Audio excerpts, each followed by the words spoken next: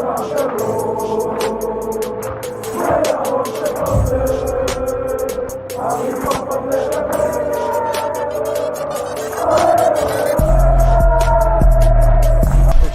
out to Kopish. Shout out to Kopish, guys. All the good work the up. two legends, Emil Heskey, Howard Gill. Can't get much better than that, guys. Yeah. You know what to do now. Like, comment, subscribe. I'm with legends, guys. Kopish. Good evening, lovely people. Hope you're well. Welcome back to another Monday night live show with Team Kopish. As always, when we get behind the mic, please make sure you subscribe, comment, and like. Got a few topics to get into today. We're going to be speaking about Diaz being Marmite. Some fans love him, some fans hate him. Don't seem to be many in between at the moment. Also going to be speaking about Virgil van Dijk. Is he back to his best, and is it kind of going under the radar? And we also got to speak about Tsimikas. Is he fully trusted? Will he continue to be the left back, or will it be a certain Joe Gomez? A few talking topics tonight. Matt, Drift, how are you brothers doing this evening? Yeah, not too bad.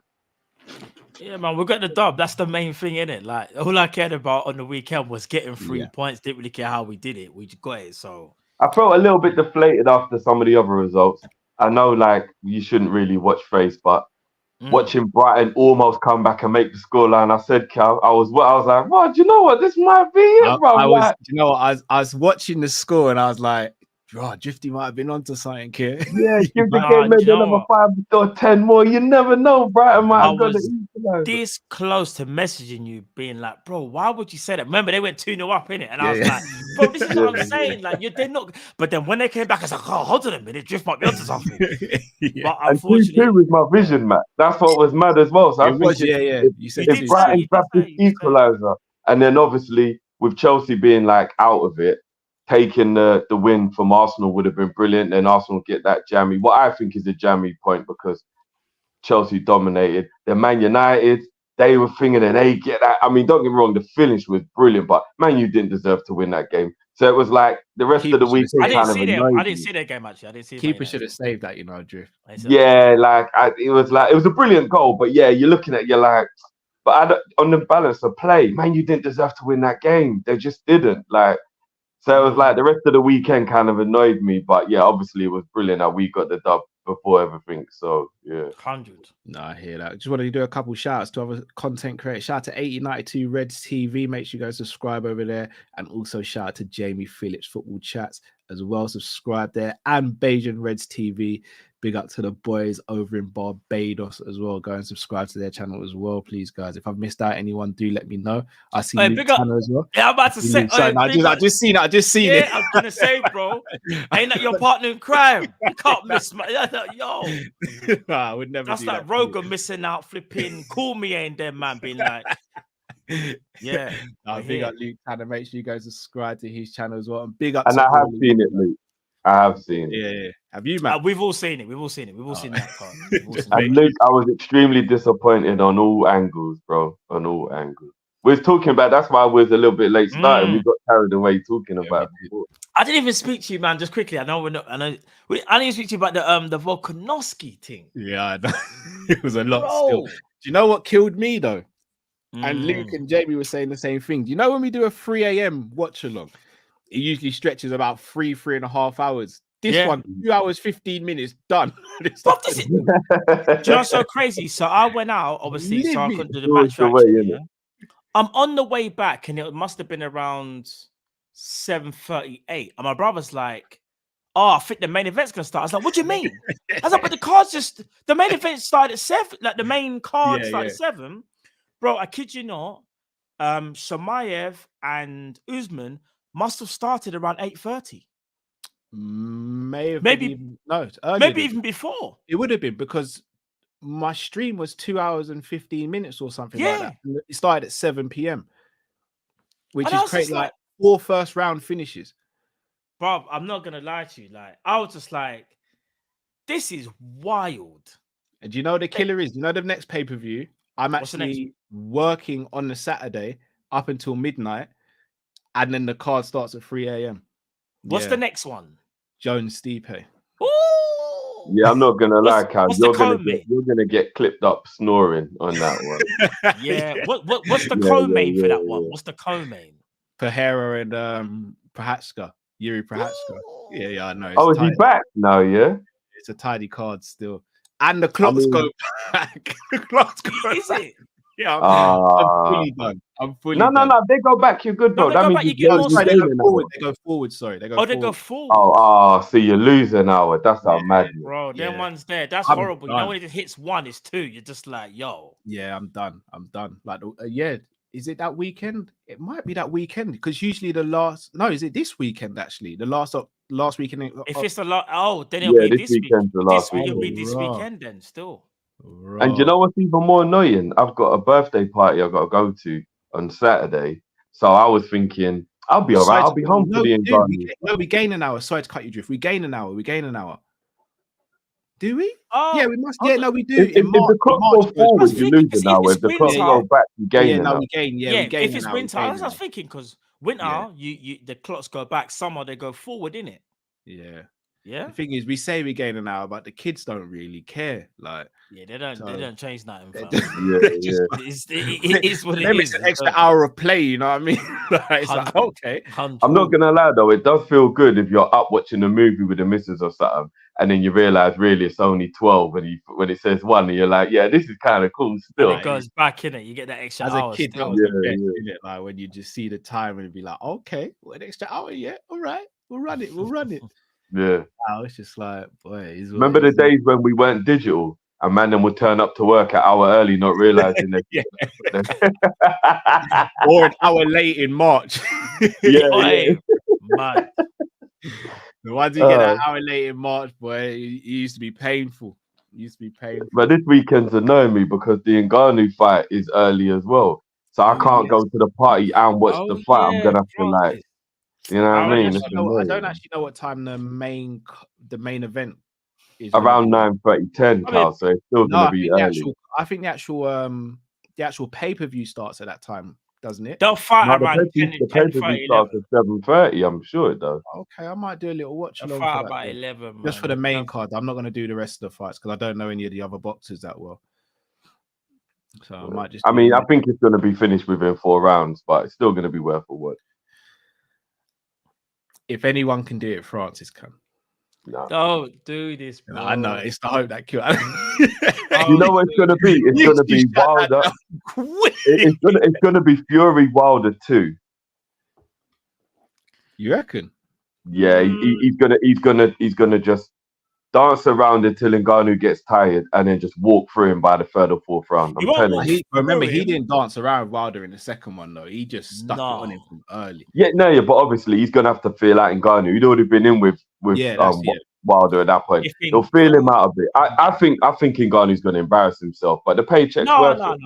He won't embarrass himself, but the thing is, like, if he's gonna do anything, first 3 rounds. If you're gonna do anything, when I say to you, Mike, better tell him, give me everything that, bruv, you better empty that tank in the first 3 rounds. Empty that gas tank, Francis. No, but the thing is, guys, Francis's technique isn't even remotely good enough to be able to trouble Fury. But Fury is still a big guy. I don't know he's elusive, but he's the killer, though. I don't know if you've been watching. See, I've been watching the training carefully. It's not the headshots, bro. It's the Mike's been showing him. You know when Mike does all of this stuff, bro.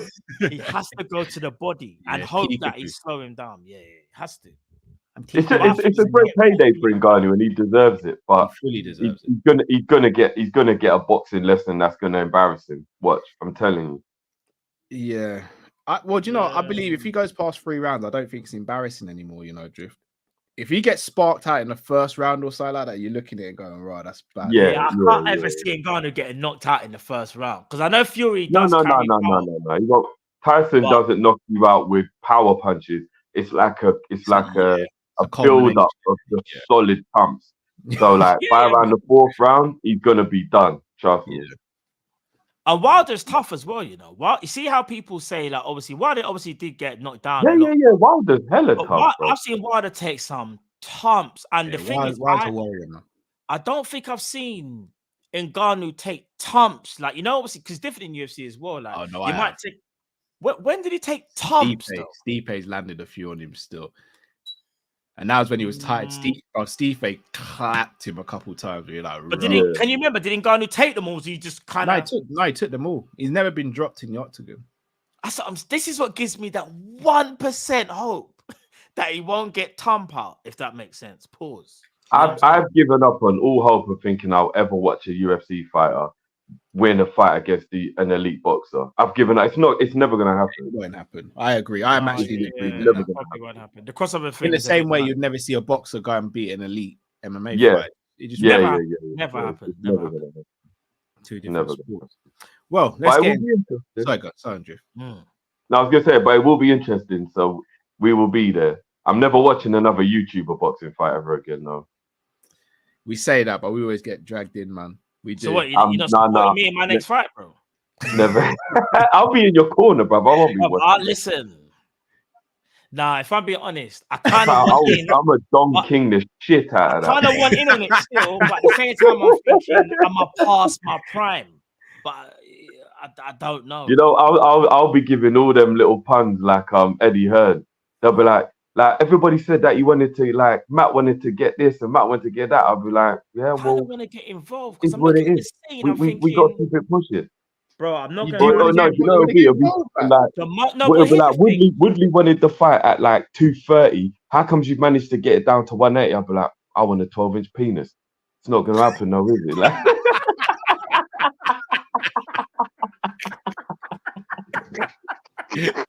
bro, what it is that made me think? Eddie Hearn's the man when it comes to the bars. I'm not gonna lie. The whole fight, bro. And I don't get. He's a combat sportsman, yeah. But he was never gonna win the fight, bro. It's just about the payday.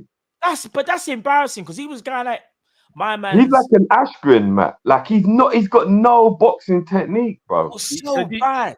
So do you think you would beat Dylan then? I think I'd have a very good shot. And the thing is, if I was younger, I would actually back myself fully and do all that stuff. But I'm saying as I'm older, obviously you slow down. I think I'd have a shot. And I say shot because, bro, when I saw what he was doing, and maybe because he was just more worried about knowing Logan is younger and Logan carries so much power, he's thinking I can't be embarrassed after I've just been cussing man out for however long. But it's crazy, bro, when I think to myself, like, bro, you ran up for the whole fight and just did this. Like, you see me, if I get knocked out, I get knocked out. But I'm not standing there the whole fight doing that. Are you crazy? What? For the whole fight? I feel like I kind of understand where Matt's coming from in terms of, like, if I was like 25 again, if I was 25 again and in my prime, I definitely know Dylan Dennis and what's his name? And Askren. 25-year-old me would have knocked them out. And that's not even gas. Like, I would have. No. Yeah, 25-year-old me with a spark out Askren. Like, these are bold words, you know, guys. I'm not going to lie. No. But we're talking strictly boxing, no UFC. Yeah. UFC, I wouldn't even step into the arena. I don't care if I'm 25, 20. I'll get smoked, innit?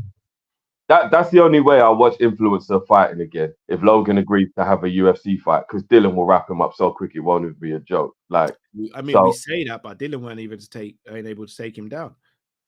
Yeah, but that's because it was a boxing fight, bro. No, but he tried to take him down a few times. But put them in a cage without boxing gloves on. I will give Logan his credit though, because remember, Logan's come from Logan can wrestle, you know. I'm not trying to say Dylan couldn't get him in a choke in a proper UFC thing, but what was kind of embarrassing is you're the MMA guy and you thought my man was tired. Let me just take him down as a joke and just show everybody that if I want to do this thing, I can do this. But he couldn't even do that.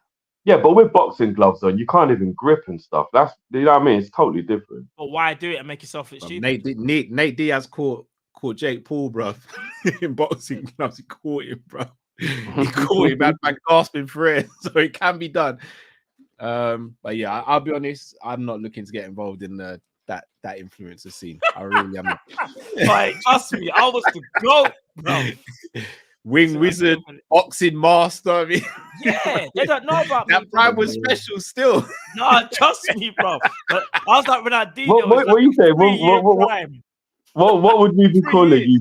Matt, Mike, Iron, Tyson, Robin. Like I said before, bro, it was only like a 3 to 4 year span where you couldn't mess with me. You're mad.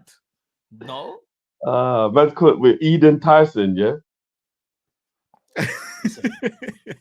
Like I said before, if I was in my Iron prime, Matt. no problem to beat. Iron Matt. Matt, could you beat what? Matt, could you beat KSI in your heyday? The only problem with me and KSI is the different weight class. So, like, what did KSI fight at again? Sorry, Carl, what was it? What weight did he fight? I feel they fought at about 185 or 180 or 190, maybe. I feel like it was lower. I could be wrong. No, I think it was around there. Was it? I'm not gonna lie, without even giving too much away, I think I would struggle for that weight cut still. You man would have to, like, I don't know, the weight cut might be a bit mad still. Think about it. But in your prime, you probably was around that weight. Remember, Actually, you no, put in my on prime, the though. weight as you got older, remember? So Yeah, for real. I don't know if I could. Jamal said, you say Matt. Listen, man. See, I was a serious Matt. I was a serious athlete. If people want to laugh, they want to laugh, innit? I was a serious Matt McGregor, that's the one, bro. You're notorious. I do these things. Conor McGregor. That's the name. Conor McGregor. I swear. Guys, yeah, that's the one. Conor McGregor. I like that. I don't think shall I tell you what is about the influencer scene that I don't like? I'm very old school, innit? If you say certain things, you just can't come back from it, innit? Like, you see all of what Dylan said. I'll be real with you. One of two things is happening. We're either not making it to the fight, or after the fight, I'm gonna do a Khabib, and it's just gonna be really messy. Yeah, because you know what I didn't like, and I thought this is blow the belt. So obviously, all the name calling and stuff is one thing, and then you're talking about someone else's like family member or missus and whatever. Yeah. Then not only that, when it gets to the press conference, do you know how cowardly, bro? You hit man with a microphone. Now, No. Logan started the throwing stuff. No, but here, Logan. Look, here, I'm not defending Logan, by the way. I'm just telling you what I saw. Logan threw the mic like it was WWE, bro. He threw it his midriff, like threw it, not like at his head. Because come on, let's be real. Logan's still a grown man. If he wanted to aim for his head, I'm not saying he would have hit him, but he would have aimed it. No, but Matt, you know the name of the game, but if you slap me and I punch you, you can't complain. I punch you. No, but it's underarm, and I thought you're gonna. I said, yo, if that was me, I don't care. Like what Carl said. You see, in that ring where Logan was like, "I forgive you, fam," it will be the opposite. It will be like, "I'm gonna finish you right now." Yeah, but Logan's got to think about his fans. He's got to think about his fans, isn't it? That's what it is. You could, but that's what I'm saying. I wouldn't be able to do that. I wouldn't be saying that. But you want to know what? I'm not trying to be an arsehole here, but you know the only reason why what Dan has said isn't as bad as like what people are saying. He actually went out of himself. Therefore, he has a personal history. It's a bit different. It is a little bit different. But that's also that kind of hate, though, isn't it? Because it's like but it means you've got more of a right to have a say, though. Do you get what I mean? Like, I'm not saying you should be disrespectful, but you're not just dissing a random person. You're actually dissing someone you've got an actual person. In my opinion, it makes you more. It makes you more like, well, I'm trying to figure the word, but like, bro, if you went out with a girl and then someone else is with her, and you're cussing her like that, bro, that kind of shows that like you're just hurt, bro. Look, regardless of what she's done after you, you're hurt. Maybe she did hurt him, and maybe he felt like this is my time. I kind of feel like, why would you be going on? Like, bro, it was that was the build-up. That's all it was. I mean, he admitted afterwards that because both of them are so poor at boxing, that was the only way to like create a narrative, innit? Like he admitted it on Piers Morgan afterwards, so. But I ain't got respect for him because obviously he's still Dylan Dennis. But I just think in the boxing thing, bro, just allow it. Just do the mixed martial arts thing. Because he's serious at that. Yeah, but he got his biggest payday, so you know what I mean. Yeah, he done his thing. So. Living cushy. Well, boys, speaking about living cushy, Liverpool set me in a title race as things stand right now. Still early in the game, still early in the season. However, I do want to start with one player who has started most games this season and I think it's been good. However, if you speak to other fans, they would completely disagree. And that is Luis Diaz. And look, I'm always shameless. I think everyone knows my game by now. But one thing I won't be shameless about, because we're going to approach this in a serious way, is I remember when we were first linked with Luis Diaz. and it was Drift who was really going like, no, we need this guy. Matt was more in the middle saying, I don't know, we still got Mane, like, is he better than Mane? I was completely not really on it. I was still on the vibe of we need someone to compete with Mo, because we had Mane, we had Jota at the time. I thought we need a striker and we need someone to compete with Mo. We bought Diaz in the January of 2022. Yes, 2022. Yeah, the same season Mane's last season. Yeah. And when we signed him that January, I was happy, but I never thought to myself, yeah, it's going to be a needle mover. Like all I kept thinking to myself is, Klopp even going to drop Mane for Diaz, or is Diaz going to be sitting on the bench? Lo and behold, Klopp does a madness. Mane through the middle, Diaz on the left, Salah on the right, and we're a couple of minutes away from winning the Prem and 1 goal away from taking it to extra time against Real Madrid, and we're 2 games away from winning the quad. Played virtually every game that we could possibly play that season, and Diaz for me was the difference maker between January and the rest of the season. Started the next season as a team, we didn't start well at all. However, Diaz did. I remember his goal against Crystal Palace, his goal against Napoli, even though we got spanked in that game. Also, his assist against Arsenal for Núñez, which we lost the game consequently. And that was his last game pretty much for most of the season, because obviously he got taken out by Partey.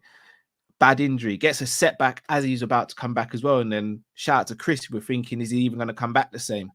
Comes back, starts playing a few games, has a brilliant game against Spurs. He scores a wonderful goal. Also should have had a player sent off for a bad challenge on him. Then he starts this season, goal in the first game, goal against Bournemouth, goal against Spurs, which was obviously wrongly disallowed. Assisting as well.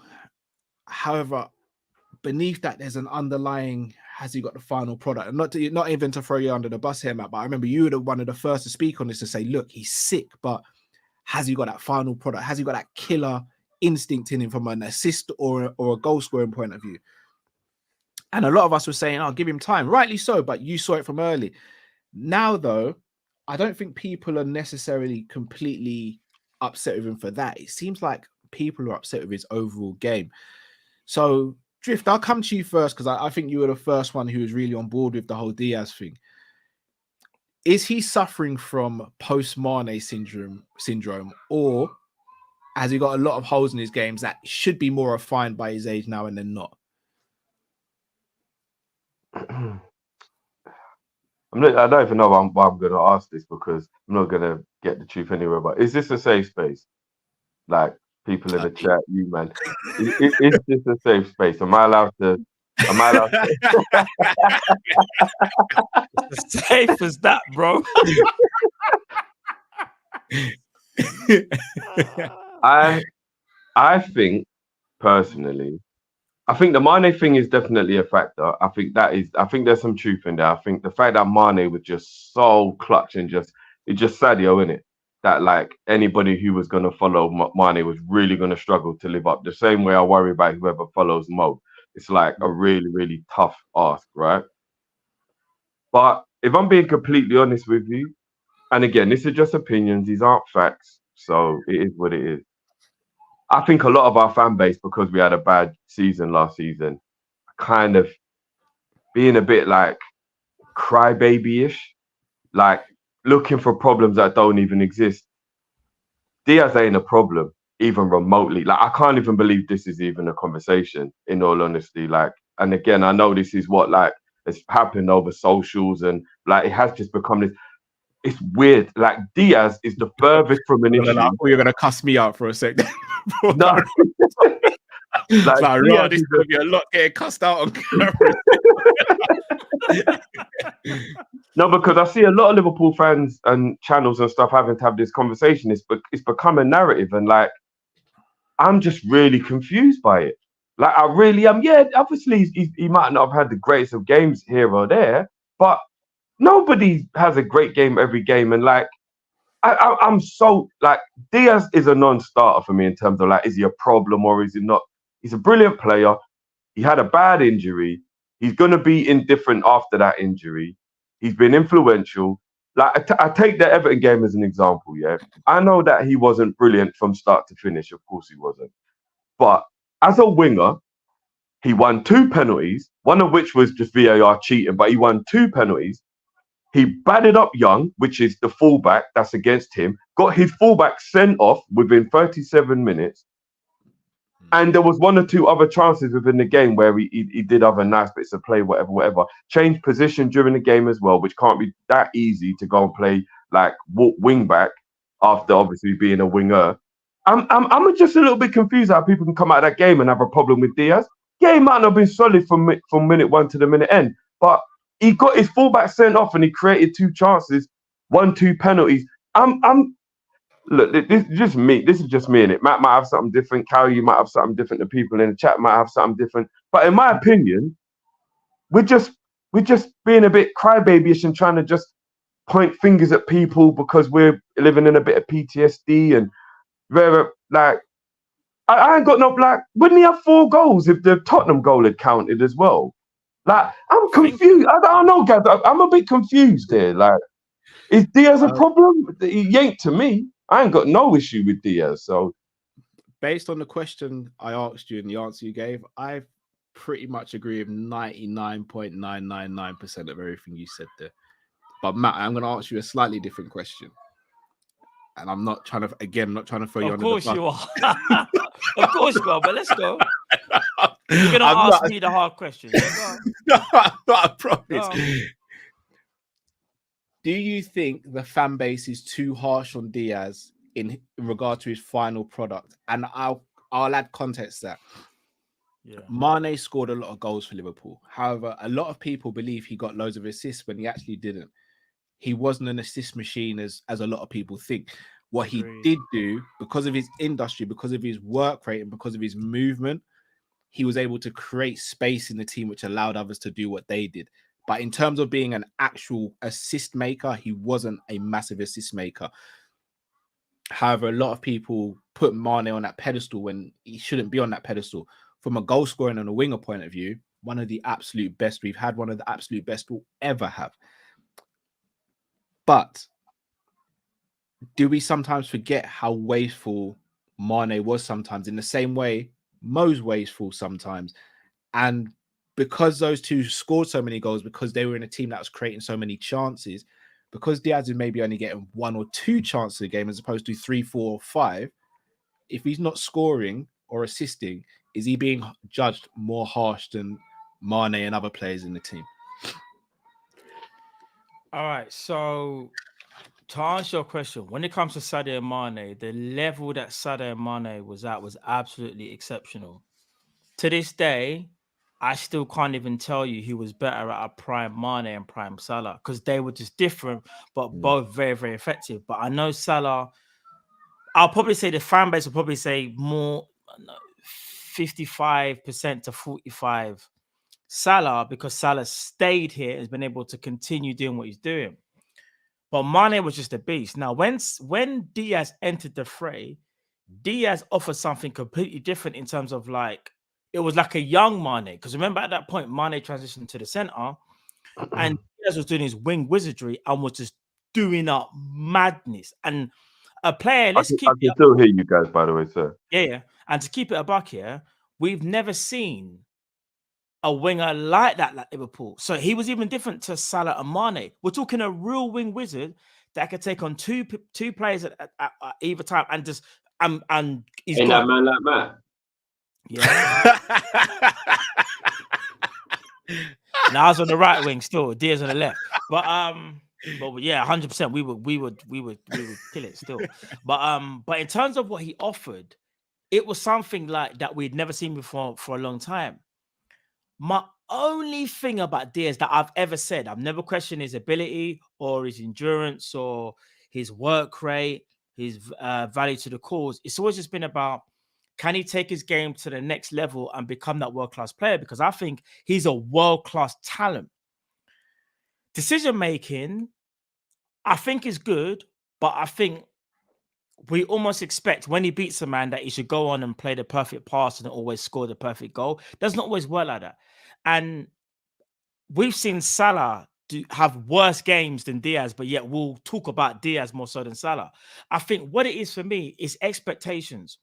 Remember, when Diaz came into the league, we were going for a quad, and he was a major part as to why I was going for that quad, innit? So it's like, wow, we've got the new player. He's brought in a new dimension. Like, he's so sick. Now we just want him to go to the next level. One thing I will say, I think the injury has definitely slowed him down just a tad. You can tell.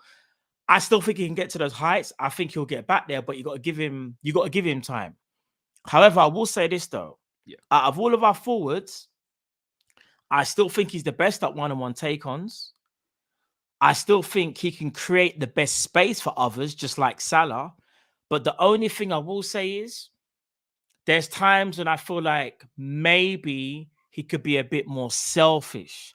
And when I say selfish, it's because what it is, he gets this indecision at times where he's like, do I lay it off? Do I go through with the move I'm going to do? Or do I wait for something else to happen around me? And I think once he nails that, and I think there's more than enough time for that to happen, I think he can become world class. Do I think the fans have been a bit harsh on him? Yes, I do think so. And I've been one of his harshest critics back in the day. But he's an amazing talent. And I think to myself, just give him a bit more time to see how he comes back from this injury and see what he can do. If he's still doing almost the same things that he's doing now for a calendar year, then I would say, do you know what? Maybe the injuries affects him and he might not be able to go back to like the old Diaz where I felt that he was a little bit more decisive, so to speak. And I felt like he could have gone into another level. But I just think we're going to give him time. He ain't the problem, bro. He can't be.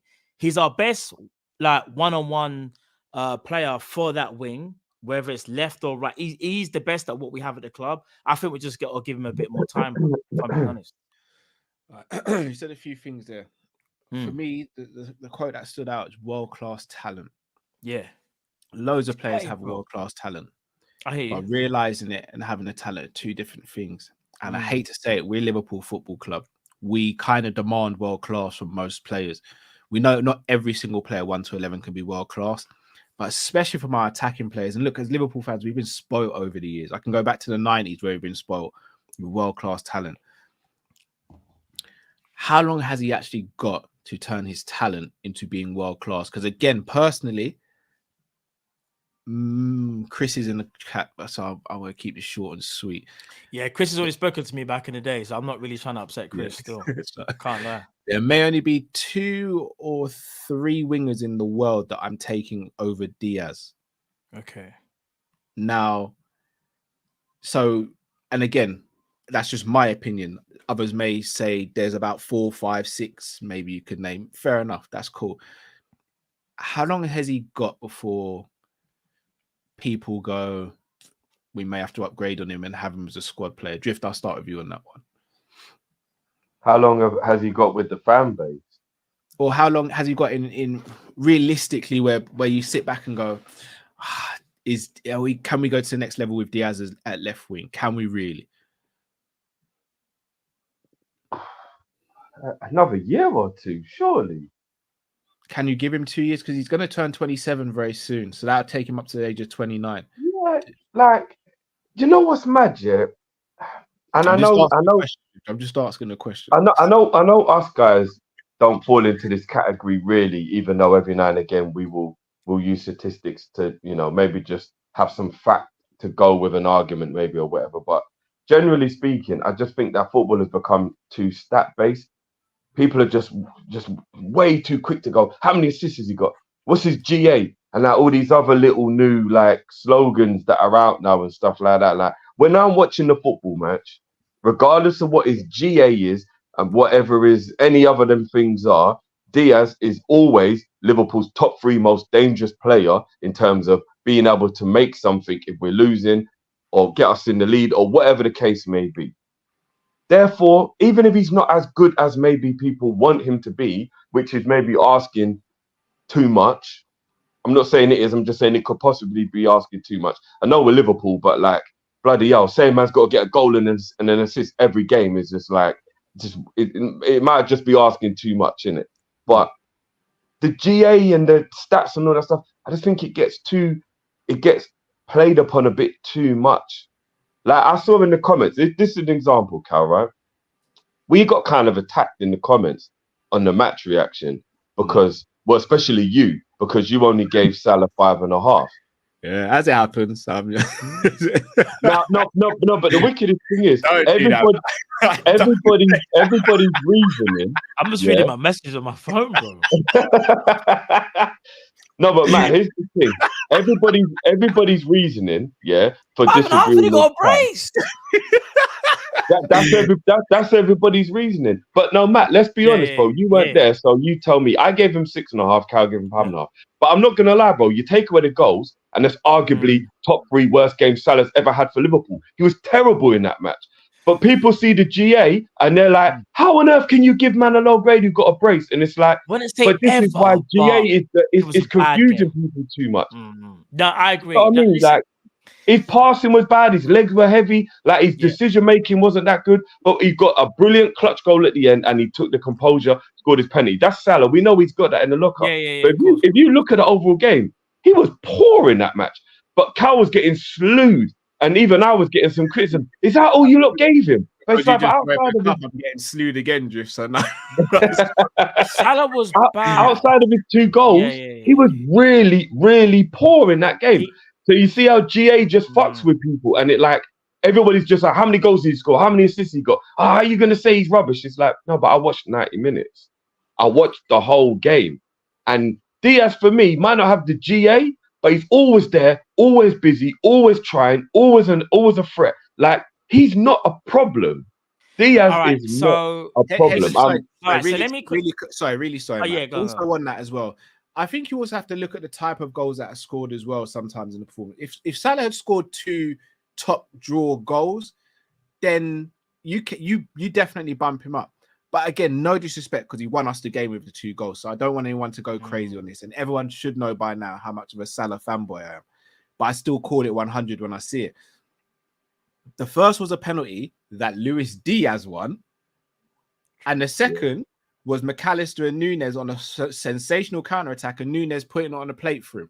So, yes, my thing is, like, if we're doing that, anyone who's saying that Diaz has had a poor season so far, well, why don't no one ever mention Diaz's stats in that and go, well, he's got this amount of goals in comparison to so-and-so. They're quick to say that for Salah, which I don't have a problem with. But I'm always going to say match the energy, keep the energy the same. If you're going to do it for one, do it for another. Because whenever we speak about Salah, the first thing we do as a fan base, we go, look at his record. When we speak about Diaz as a fan base, it's look how wasteful he is. But okay, why don't we ever say look at his record? Because for a winger, he's one of the top goal scoring wingers in the league this season, right? If I'm not mistaken. Like, he's one of the top chance creators from a wing position, if I'm not mistaken. So why don't we ever do that with Diaz? For me, it does feel like a bit of a witch hunt with Diaz at the moment, a bit of a scapegoat. I'm not even going to sit here and be like, he's been sick this season. He hasn't been sick. But the way I see him being spoken about is really harsh. But at the same time, I wonder if people are speaking about him so harshly because they expect so much from him because he can be so good. All right. So when you've got that amount of ability, people always look at your end product, because it don't matter how many times you can do take-ons and create space and you know, and do the most. You gotta have that final part of that game where people can go, okay, that's what it is. Luis Diaz, like we've said before, brother, he's got all the talent in the world, and I know people want to have a go at Salah sometimes because he had bad games, and Salah had a bad game. But I think the reason why people won't give Salah the same criticism as Diaz is because you kind of have to be there to score those goals. And that's nothing against Diaz, but Salah's there. So I know we talk about that final goal that Salah scored, but that goal that Salah scored, Salah had to be there. And he could have actually skewed that. That could have been someone else and they skewed that, but Salah was there. Diaz has that ability to do what Salah does in a different way. But I just think, like, when you've got that ability, we expect the best of you, because if we're going to start talking about, like you say, Kyle, like chance creation and, you know, assists and whatever, we also got to look at other parts of your game. And I just think it may be nitpicking, but for you to be the like perfect winger, or not perfect winger, but at least to be the complete winger, that's where you have to add to your resume. And I know we don't want to say stats is the be on end all, but goals and assists are a big factor in football. Goals and assists win you games. And I still respect, obviously I respect chance creation and all that, but Salah scoring that goal wasn't just, it was an easy goal. Because we've seen Salah miss easier chances than that. When I looked at the finish, I was like, it was proper calculated. But he's there for him to score. Yeah, Diaz isn't normally there to do that. And I just think it's the mentality of being mad ruthless. And I'm not saying Diaz can't do that. And I do think it's going overboard when people start saying things like upgrade and red to we're not there. We're not there. What I am thinking though is that get back to your form that it was before the injury. Try and be a bit more conclusive. Try and be a bit more deadly. And that confidence will be in abundance. And I think we'll see a different Diaz. Because you know how Salah is. When Salah scores goals, Salah's confident. And listen, goals breed confidence for any player, no matter who you are. And I think Diaz needs a run of games where, like, he gets one. He might not score the next one, but he'll score 2 in the next one. And that's when we can start elevating him into that category of, like, one of the best wingers in the world. Because I think like I said, he's got it all, in my opinion. He's got it all. Here's the thing. Comparing him with Salah is always going to be a difficult one because Salah's got so much credit in the bank, and because he does it every season, he's going to get a blight. And again, I'm not even trying to use this comparison to throw someone else under the bus, but I look at the difference in how the fan base reacts when Núñez misses a chance to when Diaz misses a chance. When Núñez misses a chance, the fan base get behind him and go, "We got you, Núñez, we got you. We know you're going to get the next one." It's calm. Only this season, though, Cal. No, I'd say from last season, but you only have to be at the games last. Now, hear me out, Drift. Now, hear me out.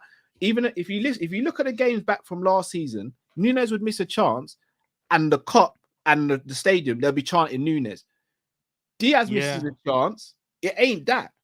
Whether that be in the stadium or online. So it's like, are we being fair to each player? Are we actually giving each player the same amount of leeway here? Because we have supported Núñez like way more, in my opinion, than Diaz. And Diaz has been here longer, had a bad injury, and he's not a striker. So are we being actually fair on this as a fan base? Because I don't think we are.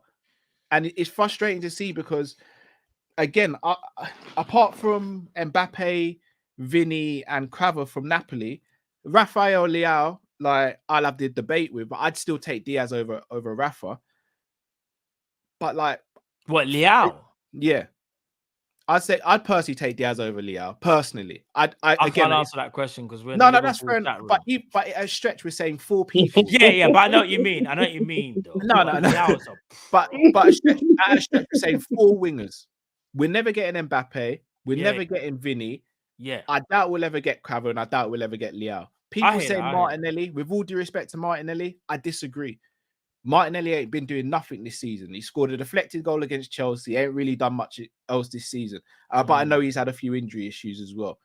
I rate Martinelli high, but I wouldn't swap him. He's not Diaz. He's not. I don't think he's better than Diaz. And there's a reason he's a better goal scorer than Diaz, but he's not a better player than Diaz. I mean, we say that, but there's a reason why Trossard is the one that keeps on coming on and scoring goals, right? Fair argument. Yeah, but Trossard goes for the sentence. So, like, so I think. Like, yeah, sorry, bro. Go. At worst, you're saying he's top 6, top 7 in the world, right? Yeah. And he's at our club. So unless we're going to go and get someone who's in the top 3, top 4, shouldn't we be backing him a bit more than we are?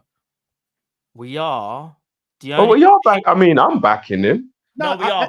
I'm not talking about us 3. I think it's the fan base. Yeah. Here's the thing. We've gone from arguably the best left winger in world football at one point to a winger who has some of those capabilities, but we want him to get to where the other guy was, and that's Sadio Mane. Núñez is different. Remember, when Núñez took over from our striker wasn't known for goal scoring. He was known for just being an amazing player, but not necessarily an amazing goal scorer. So it's like Núñez doesn't have that same pressure. We just want him to score goals. We don't really care about the false 9 anymore. That's gone, innit? Núñez is almost competing with Jota in a weird way. With Diaz is competing, dare I say, with the shadow of Mane. Because remember, Mane was the complete winger. Because Mane can defend better than Diaz. Assist thing, I don't think Mane can assist. In my opinion, I think Diaz is probably better at assisting than Mane. But in terms of goal scoring, quote of the night.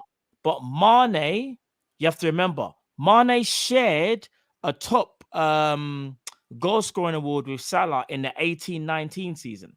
That's the person who he's up against. And you can't help but think at times, if our left winger could do what he did back in the day, we'll be onto something. And I think that's what an easy narrative is to get carried away with, bro.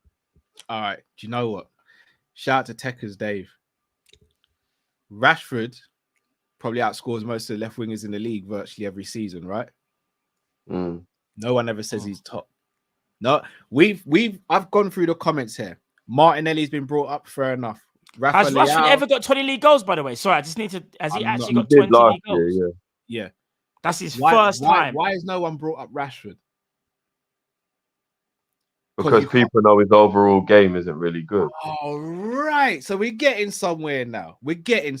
So for everyone who came at me on Saturday, I want you to say that Rashford's your GOAT left winger in the Prem from now on.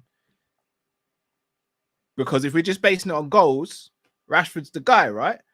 Let me ask you a question. We watch his overall game.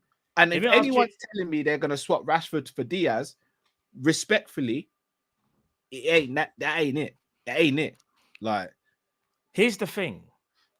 Rashford would cook under Klopp, though. Rashford is Drift's favorite. Let me rephrase it. Drift rates Rashford highly, yeah? I do. Very, very highly, yeah? If Rashford, Calder said no more. But let me say this to you, Drift, yeah? If Rashford was changed with Diaz, yeah? Who do you think gets more goals? Because I think all it is just that Rashford is more selfish, but can't do what Diaz does. Because obviously Rashford can beat a player. You know what I'm saying? He can do it, but not like Diaz, in it. Because Diaz will attract two players at times, and it can be a bit mad. It's what you want from your winger. What Rashford is suffering from is being in an absolute dog shite team. That's the main thing that he's suffering from. I've always said if you put Rashford under Klopp, he would absolutely cook. But the thing about Rashford is a winger who's been converted from a striker. So he's always got that selfishness to get goals, which is why he's become a good winger. Diaz is because he was never good enough to be a striker, Drift. I mean, that could possibly be the case, but he's still got that, like, he's got the thought of greediness of I want goals. Like that's Rashford's mentality. I want goals. For me, Diaz is what you would call Diaz, in my opinion, is like caught between the new and the old. Like he's like caught between that. Am I Ryan Giggs or am I Rubery kind of thing? Like he's like right in the middle. Exactly like, the person I was gonna say. Do you get what I'm saying? Am I a natural left winger in a 4-4-2 or am I a wing forward in a 4-3-3? Like he's caught in the middle kind of thing, and that's why I think that he's not like. Sorry to cut you. Could that not be tactics, Drift? I don't think it is. I think it's more him as a player and what his ability is as a player, to be honest with you. Because as you said, Matt, sometimes he needs to be more greedy. He could be in the final third. You're like, let off the thing, Diaz. And he won't, because he's not just like goal, goal, goal, goal, goal. But then there'll be times when you'll be like, Diaz, why did you shoot? There was a man open. And it's like the decision making, I can understand to a degree, can be a bit frustrating because he's caught in the middle of what type of player he is. But the talent of the guy is unquestionable. So we just have to just give it time. And eventually he'll find his groove. He almost missed the whole season, guys. He only played 8 games towards the end of last season and 4 at the beginning. So like, was that 12 games from a 38 game season? Like he pretty much missed the whole season. Like, so really and truthfully, he's still kind of finding his groove. Like, I don't know, man. Look, what I would love is for Liverpool to have Rashford and Diaz. But what? Yeah, but I'm telling you, lot, Klopp gets hold of Rashford and Rashford is cooking. I rate him. I don't want that. He is not. I want Rafa Leao, bro. That's the dream for me. If we get frustrated by Diaz's decision making, Rashford's got some of the worst decision making in the world. I can guarantee you now, under Klopp, Rashford is getting 25 goals a season. I'm telling you, bro. I say hits 20, but do you know how mad that is, though? That I think Rashford I'll tell you why he's not, because he's not starting as many games as he starts for Man United. No, I mean, if he was just literally the first, I mean, if he was the only left winger, I mean, like, obviously. Patch player Drift. He'll have 3 months where he looks like he's the remake of flipping Can't discredit Rivaldo and bro. Ronaldinho, and As then much as another I 3 hate months him. where he looks like But he's retarded. carrying Bro, the he plays dude for who's Man on his back, United, bro. man. Do you know how crap Man No, United Man are? United are so bad, bro. He's carrying them on his back. He's not carrying anyone this season. I don't rate bro. He's Rashford been like dead that, this but we have to season. we have to kind of agree that Man United are toilet water, bro. They are, bro. Come on. After poo-poo. They are bad, bro.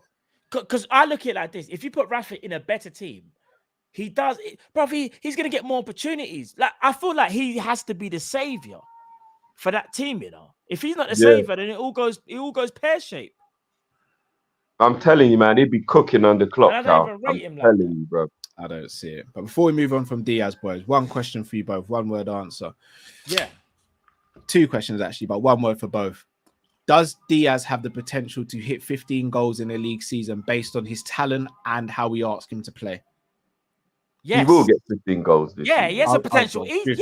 Yeah. So Drift answered both. Matt, will he get 15 league goals this season? How many's on now? Only about 3, I think. No, 4, because he scored 1 in Europa League.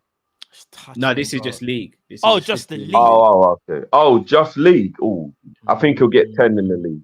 I think he might get 11 or 12, so he might not reach it, but he has the potential to do. He has the potential, but I'm not sure. Yeah, I'm not sure. I don't think he gets 15 plus. But in all comps, I think he gets 15. The reason why I don't see that as a problem, yeah, like I would have before with Mane, if Mane ain't getting 15 plus, is because we got a Nunes, because we got a Jota, and because we got a Gakpo as well. Back then, it was just Mane, Firmino, and Salah. Mane had to pull out them numbers because Bobby weren't going to get those. But also, Mane was just that good, though. Sometimes we just have to just be honest and be like, listen, Mane's one of the greatest players to ever grace the Premier League. No, I hear that, but bro, on a random, Sorry, Matt. Sorry, go on. No, I was on a random.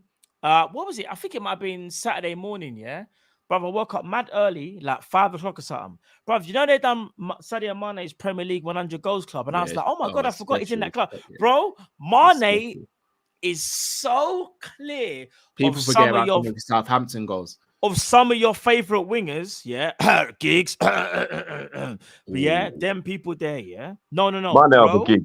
Oh, of course. 100%. I'm picking Mane over gig. And again, it's different because it's formations, yeah? I'm just saying who I'd rather want in my team. Who's going to cause the team more headache? I want Sadio Mane, fam. Trust. But I'll also ask. Yeah, go on. Mane was playing in a system which effectively catered to the wingers scoring goals. Our system now doesn't cater to the wingers scoring goals. So and that's why what you just said before is right, Cal. Right. We've got so many more people in the box now that can score the goals. The emphasis isn't on Diaz to be a wing wizard the way Mane was and score all these goals or whatever. It is just to be dangerous, creative, stretch play, create space for others, and occasionally dip in with a few goals here or there. Jota and Diaz and Gakpo will be the goal scorers, and Salah is Salah. Do you know what I mean? I think Gakpo's going to get 10 plus league goals. I think Nunes is going to get 10 plus league. I think Jota's going to get 10 plus. Salah speaks for himself. And I think Diaz will become a part of that. And if you've got 5 forwards who all get 10 plus goals, that means you've got 50 plus goals already just from your front line. Do you get what I mean? So, like, he doesn't need to do what Mane did and get top goal scorer and be banging in 20 goals a season. He doesn't need to be doing that. He doesn't. And he also fits in with the way we play. The link up with Diaz and Jones has been brilliant this season until Jones' suspension. They've been actually getting a bit of a relationship. I think the Robertson-Diaz relationship is the problem. But again, that's because I was going to mention that, but I didn't want to open that can of worms. Because I think it is a bigger conversation. But Robertson was used to Mane helping him so much defensively, cutting inside and allowing Robbo to go around the outside so many times. People forget, even though Diaz is right-footed, he plays to the byline quite a lot. Yeah. He does actually stretch the play and go to the byline a lot. So we're playing a totally different way with Diaz in the team. We've just got to learn. This is 2.0. This is the new Klopp team. Forget what happened before. This is new. Don't compare to the old. This is new. And let's just roll with it and let's just see where we go. Let's not do the whole Endo can't talk to Fabinho. Diaz can't talk to Mane. Like, we start doing all of that, we're just going to be upset all the time and it's going to get stupid. And Gakpo ain't no Firmino. And at the moment, they're not. Because Firmino, Mane, and Fabinho are three of the greatest players to ever play in the Premier League. So of course these guys can't quite yet be that yet. But let's give these men some time, man. Do you know what I mean? Like, come on, let's give these guys some time. Like, I just think as a fan base, we are so PTSD'd off of last season and how we did fall away quite dramatically, and we didn't win anything, and we didn't even qualify for the Champions League, and it was just like a bad season, innit? And now everybody's just like worried and like, I don't know. You man weren't there, fam. No, you man weren't there. I still remember, bro. No, it was peak that day, bro. I think that's one of the lowest. And you know what? That quote from before, I can't remember who said it. I'm stealing that quote, bro. I apologize. But now, what did it say? Comparison is the stealer of joy, did it say? Yeah. It's so true. It is so true. Like we don't need to be comparing with, like, God forbid, whoever takes over on a full-time basis from Ali in a few years' time. Because that brother there, like, you see how we do the comparison? Yeah, that's going to be long. You can't help it. No, I've got another one for you. Imagine who takes over for Mo. Oh, my Van Dijk. Van Dijk, yeah. There's three. Bro, but you can't help because it's what you're used to. Remember, it's years you've gone through a period of time where you've got, like, arguably the best in their position to now someone who's trying to aspire to be as good as that person. You can't help but compare. And I do genuinely feel like the Diaz thing, bro, Mane was a madman, you know, like different. I remember when, listen, Mane wasn't even the great goal scorer in his first season, but you know what it was, though? He was a clutch winger, clutch player, though. Mane was clutch when he changed the way how we played. Because remember, it was Adam Lallana, it was Coutinho, and it's Firmino in that front three. And then for the first time ever, we had someone with that injection of pace. And I was just like, raw. This man just changed everything. And then he just became clutch, bro. Mane was different, bro. Let me have some of these supers before we go on to the next topic. Back to the VVD one, Oh, Drifty got the Callum treatment still. Innit? Saying you just got the Callum treatment, bro. Got kicked out of the stream. GD said, yeah, I don't know what happened there. Yeah, big up, guys. Rate these three in order. Ange, Poch, Ten Hag. Poch, Ange, Ten Hag. Yeah, Poch, Ange, Ten Hag. I agree. Mike can show Francis how to fly on a carpet like Aladdin for all I care. He ain't done F. He ain't doing F. That was such a violation. That is so harsh. Del John Jr. says, just watch Napoli highlights from yesterday. I don't want Mo to leave, but Crava can be the only replacement. He doesn't have a weak foot, man. Guys, fire. No comment. Was Crava? Yeah, Crava. I wouldn't want to see him on the right wing, though. Not on the right, if you're going to get him.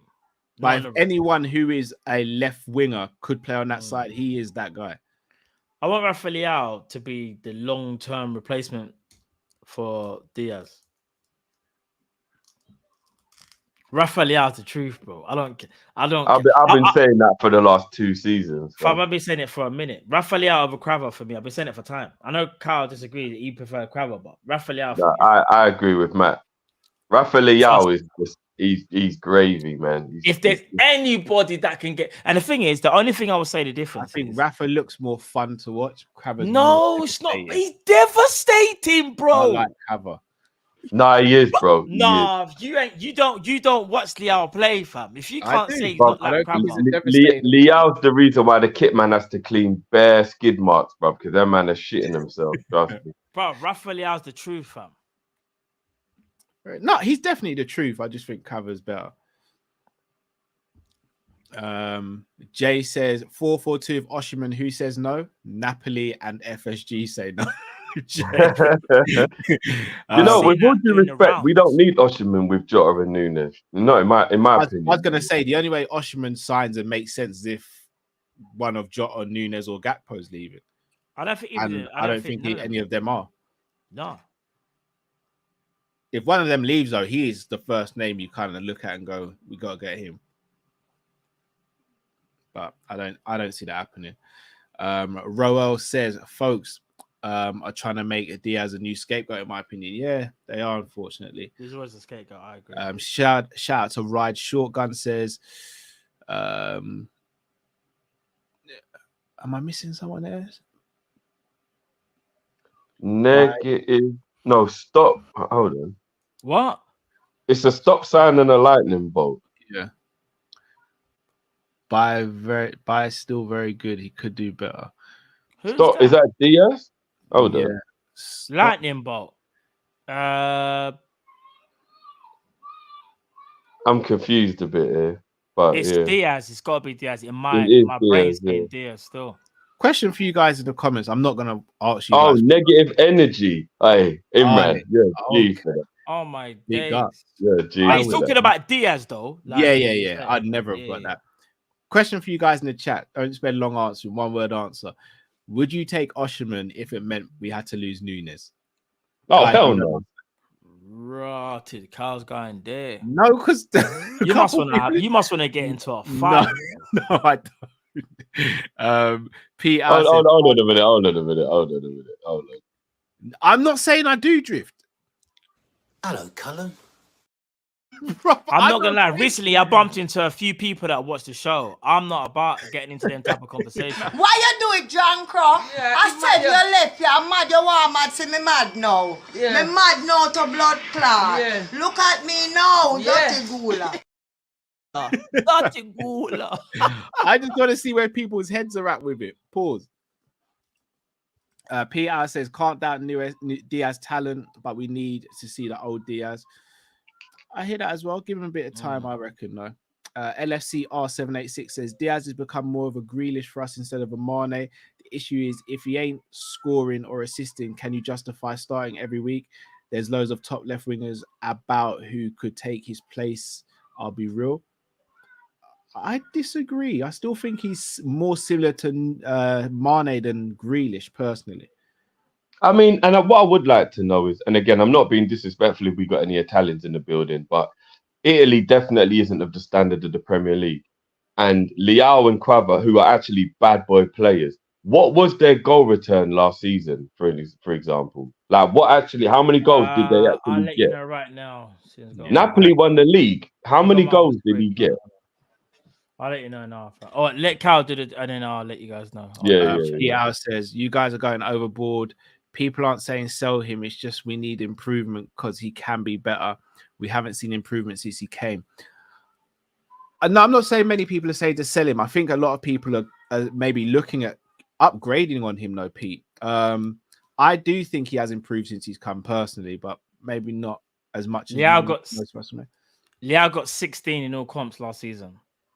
How many assists?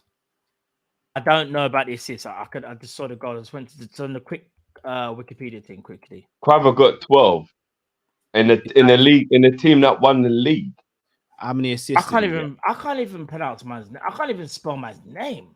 Was it Kravashkeli or something? No, shout out to Roms. Roms is the only one I know who can pronounce it properly. Here it is. Kravashkeli. Yeah, I just said yeah.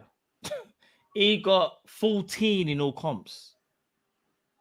In a team he got 12 in the league in 38 appearances. 12 in the league and only 2 in the Champions League, in a team that won the league and got to the quarterfinals of the Champions League. But here's what people are trying to say. So Leao got 15 in the league, more than Crava. Crava got 12 in the league. This is just the league, not all comps.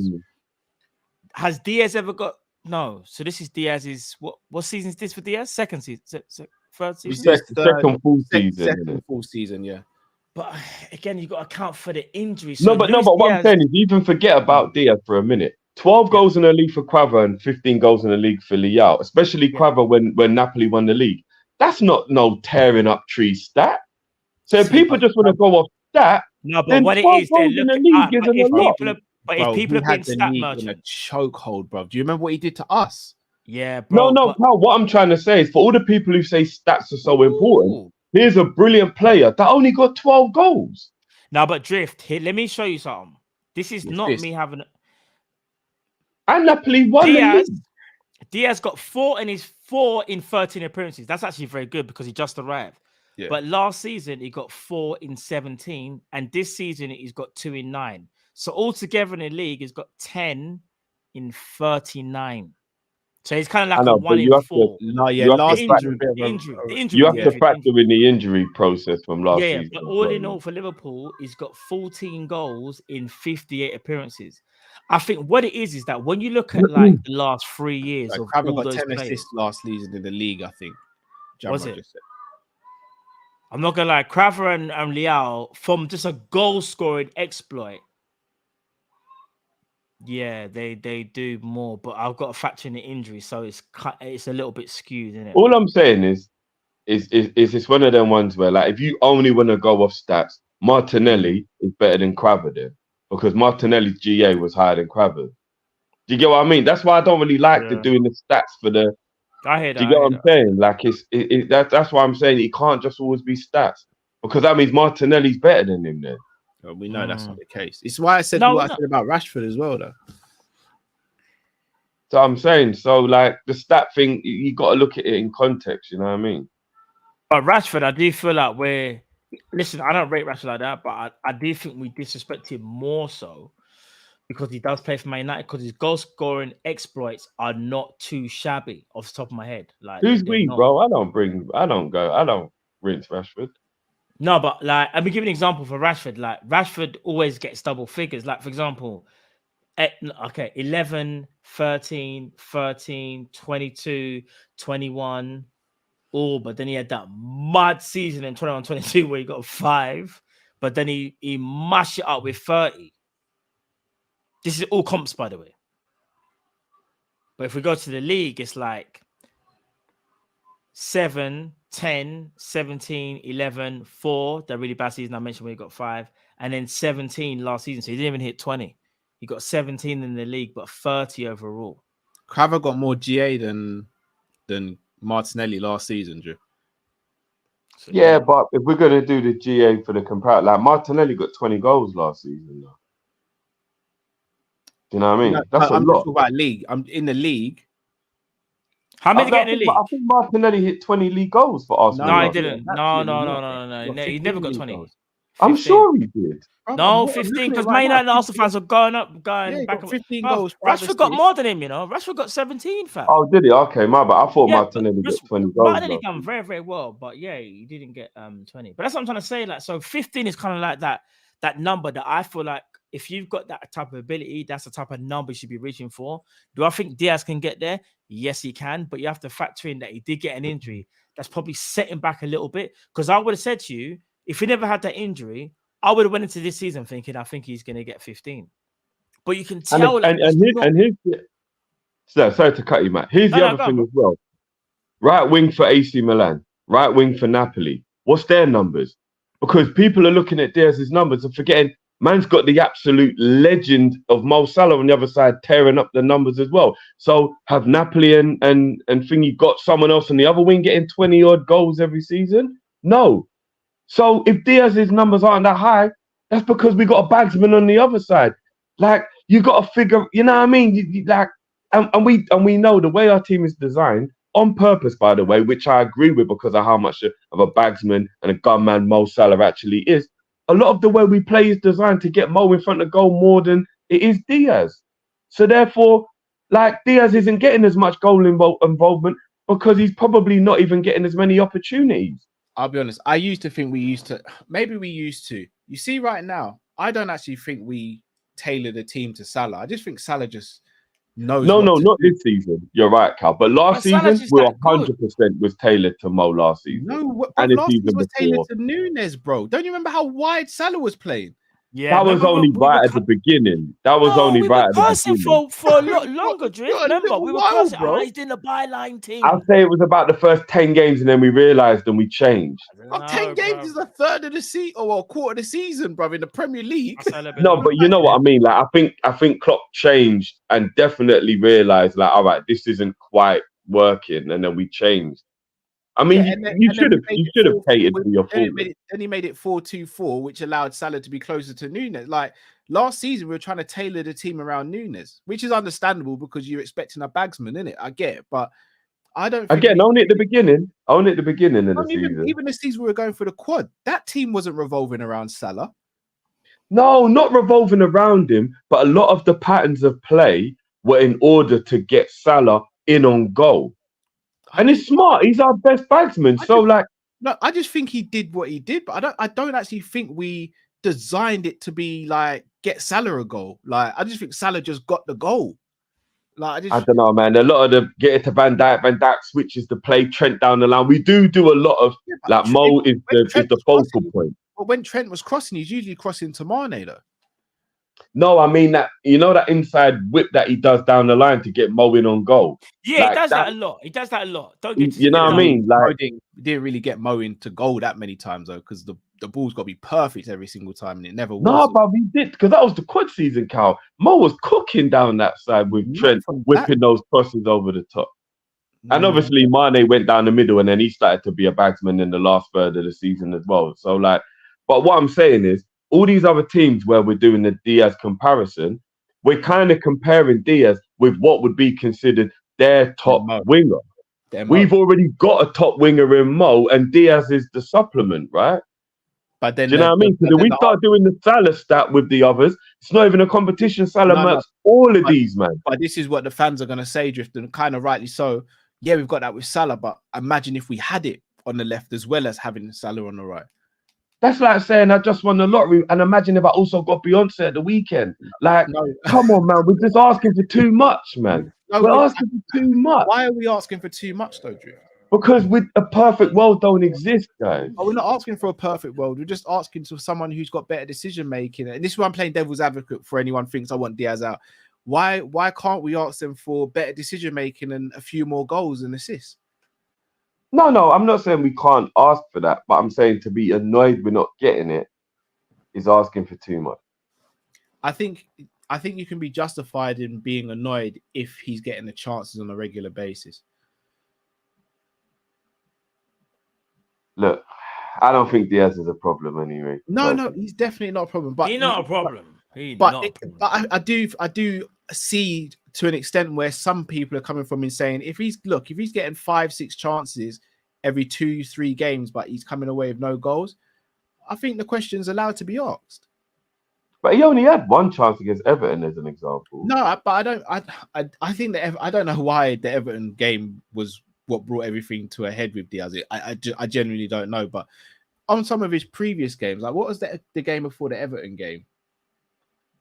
And he was through on goal and he shot with the left foot when he shouldn't have. There's been a few. It was Brighton. Even the Everton game, like there was one where he got through and he dilly-dallied a little bit too long, and Ashley Young came back with a great tackle. And then another one where on a counter attack, all he had to do was play a simple ball into the middle and he flopped. So I get where the frustration is, but I just think the frustration's gone way overboard from some of the fans. I can understand the frustration, but he's not one of the main problems by far. Yeah, and it's like you see, like if people like will go to like one incident for an example, and we're all guilty of doing this. I'm just trying to be as much of an outsider. Brighton game. Thank you, Jamal. Sorry, it's the Brighton game. Like having like if somebody like just goes, oh, do you remember when he did that at that moment? It's like, right, every player's got a moment in a game they did something wrong. Do you know what I mean? Like, I know you're supposed to strive for perfection, but it's like we're demanding perfection now. Like, no, I don't think so, Drift, because the pass that he had to play into the middle, that for me is a basic. That was almost identical to the pass Nunes played for Salah. Like he should be playing that pass. Remember, for example, there was a beautiful run that Nunes made, and Elliott had a brilliant control. He came inside, and Nunes made the run, and he didn't see it, and then he played it out wide instead. Now, there was nothing wrong with what he did, but if he'd have played in Nunes is in on goal. But I'm not going to be like, Elliott, man, he did pass that ball there, and like reflect on it was a. Do you get what I mean? It's like, I think we kind of like zoning in on individual moments, and then we like make a whole judgment on a player on that one bad decision. But it's different. It's different not making a pass to making the wrong pass or having the wrong execution. Again, if this was like a 60, 70 yard pass he had to make to drop on someone's foot, like when Shaqiri made that pass to Salah in the COVID season for West Ham, if he doesn't get that right, you're not sitting there going, Shaqiri, bruv, because that's a hard pass. The pass that we're looking for was a very simple pass, in my opinion, that he should have made. So I get the frustration from there. But at the same time, what I didn't see was the fan base going, all right, so those 2 opportunities, he messed up there. But he won us a penalty, got a man sent off, and we should have had another penalty from him. It's the balance for me that's off. Like, I don't have a problem with fans critiquing him, but I just want the balance to be the same on the other side when he does something good as well. And I don't think we're seeing that at the moment. And that's what my frustration is. Yeah. We're definitely not. Right, people, if you haven't already, smash that like button. Got to get through a couple more super chats and then move on to the next topic, which is going to be very fun for Chris Brack. Honesty says LFC are looking at Ezekiel Fernandez from Boca Juniors.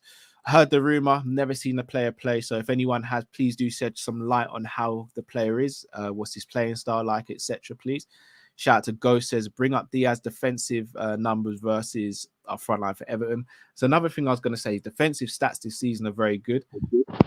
Mtar Mizzy, big up John Wick in the building, says yes, fam. Let's put a string of wins before the Etihad showdown. Lads, secret for sideburn growth. Tarmizi, you're gonna have to ask Drifty and Matt on that one. Man trying to have the wicked, pun intended, Halloween next week. Cal knows. Yeah, I do. Tarmizi asked me. I don't know if he was pulling my leg or what, but he asked me for tips on how to grow a beard. And brother, that's out of my capacity if I'm gonna be honest. Drift, any? I'm not gonna lie. See the sideburn thing. I think it's hereditary still. Cool, sweet. There you go, Tom Izzy. That man can't help us, bro. You heard it here first. Shout out to Jeannie. Would you rather your kid be good with both feet like Van Persie or have an excellent strong foot like Robin? I'd rather. Is that dreaming or did we? No, we had a similar question to this previously. Okay. I'd rather Stevie and Robbie be good with both feet. Which do you think would give your kid the best chance to succeed? Personally, I think attacking wise. I'd rather my kid was Robin than Van Persie. Robin's one of the greatest players to ever play. No, but we're not comparing the players. We're more comparing the ambidexterity of the player, which. I mean, Lionel Messi didn't have the greatest right foot, and he's the best player. No, but look what you've just done. You've named 2 of the greatest players to ever play the game. But he literally said Robin. That's why. But in terms of the second question, not everyone's going to be a Robin or a Messi if you're left-footed. Whereas, if you're 2-footed, you could potentially play a multitude of positions. You might never get to the heights of a Messi or a Robin, but you could potentially be a cover. Yeah, do you know what? Jamal's got a point here. Van Persie wasn't really 2-footed. He could do things with his right foot, but he was still predominantly left-footed. So I think towards the end of his, when he went to Man United and towards the end of his Arsenal career, that's when he started becoming 2-footed. He scored some very good goals with his right foot. 2-footed for me is like Cazorla, Lallana. Like, players like Lallana, Cazorla, Nedved. Like, those are the type of players that I call ambidextrous 2-footed players. I still think Van Persie heavily favoured his left. He could use his right, but he still heavily favoured his left foot. Hold on. Who said Van Persie was 2-footed? What? He didn't say he was 2-footed. He said could be good with both feet like Van Persie. But I'd argue say more 2-footed so than Van I would Persie, say though. some. Let me give you an example. But Van if you're Persie saying was good with both feet. Mane was. And Mane wasn't 2-footed, but Mane over the years. Mane's left foot was brilliant. You don't think Van Persie had a? I'm not saying he was world class on his right foot. You don't think he had a good right foot, guys? No, his right foot was, bro. His right foot was decent. His right foot was decent. But you wouldn't put him in a category and say, "Oh, he was good with 2 feet." You would just say his right foot was like. Yeah, Dembele. That's a 2-footed footballer. Mane is somewhat. Mane, bro. I think you're missing the point of the question. I think there's a reason why Genie said someone like a Van Persie, because we're not saying he's fully 2-footed or fully just 1-footed. He was good on his weaker foot. Not brilliant. He should have changed it to Mane having an excellent strong foot. But that's not the question. The question he's asking, Matt, is would you rather your child be like good with both feet or like super strong just on 1 foot? I'd rather he was super strong on one foot. Same. I prefer both. Super strong in one foot. You're a bad man for that. Like you Like, can do the whole. Even at Stevie's age now, when he goes to football, there's one kid in his group who can use both feet, and you can see the difference in level between him and the rest at the moment. You know what's but that's crazy? just for now. No, very true. Yeah. What's crazy is you get anomalies like Mane, yeah. But I've normally noticed people who are good with both feet are usually the players who are a bit slower and more technical and intelligent, because it's like there's something about not having pace where you have to be a bit better at other stuff to make up for that. You get what I mean? So it's like Xabi Alonso and people like that, Pirlo. You see these men, they can pass with both Neymar feet. is very good with his weak foot. Very, very good. Yeah, but Neymar's an anomaly. He's arguably one of the most talented. So is Diogo Jota. So is Son. Yeah. Son is brilliant with both feet. Yeah, that's a good so point. Diogo Jota is very good with his left foot. Yeah. I'd say Trent's good with his left foot. Yes, Trent is very, very good with his Cristiano. KDB. Yeah. Cristiano's a good one as well. Yeah, Cristiano. I'd rather my kid with Robin than Van Persie. Robin or Ronaldo drift? Which Ronaldo? You know which one I'm asking? Obviously not phenomenon, bro. Anyone's choosing phenomenon, aren't they? Like Robin or Cristiano? Yeah. Robin. I don't want my kid walking around with that ego. No, I never talked about that. I'm talking about footballing. Robin or Cristiano. Stop trying to get out of the question, bro. What you taking, Drifty? Well, obviously, Ronaldo's classed as one of the greatest players to ever live. So I'd rather my son was one of the greatest players to ever live. So is Robin, though. Yeah, but not as highly as Ronaldo. So. Sorry, I know that hurt you still. Yeah, I'm not gonna lie. I don't know why he did that. I know I'm gonna get a WhatsApp message later. Some pinky vibe, bro. Right, Shotgun says Ibu has that Lovren bad habit of sticking too tight. If I speak on this, I actually agree with that at the moment. He likes to get into fights too much. So one defender can't be the aggressor. But I'll leave it there. I'm just going to leave it there. I've rattled both of you in one show.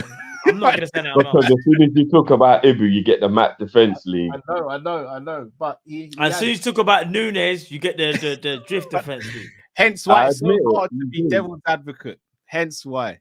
Nino says, "Hi guys, which do you prefer? Forward who is 3 in 10 but scores 2 goals, or a 10 out of 10 but doesn't score? Bless you guys." Nino, it depends if someone else is going to get the goals when that guy's having a 10 out of 10. You know what I mean? But do you know what? I'm just going to keep 100 with you guys. I'm going to take the 3 out of 10 probably who scores the 2 goals, because in the same way, I'll take bad performances all season, Liverpool winning the league, as opposed to Liverpool playing sick all season and us finishing 3rd. But I do hear that. I do hear that. If we threw assist in the question, then I'd have a debate. But the context is, though, if that person's getting 10 out of 10 but not scoring goals, but there's someone else getting goals, that's how I need the context. That's fair for me. Because 10 out of 10 could mean you run the game as well, to be fair. So. Iniesta levels there, but because that's the thing. Iniesta and Xavi weren't necessarily known for being the greatest goal scorers or assist makers in a weird way. Maybe more so Iniesta has gotten older, but it's mad, like, because you could look at someone like Frank Lampard and go, but Frank Lampard would get like 15, 20 goals a season. Yeah, but you're taking Gerrard all day. H says, remember the Tyson clip.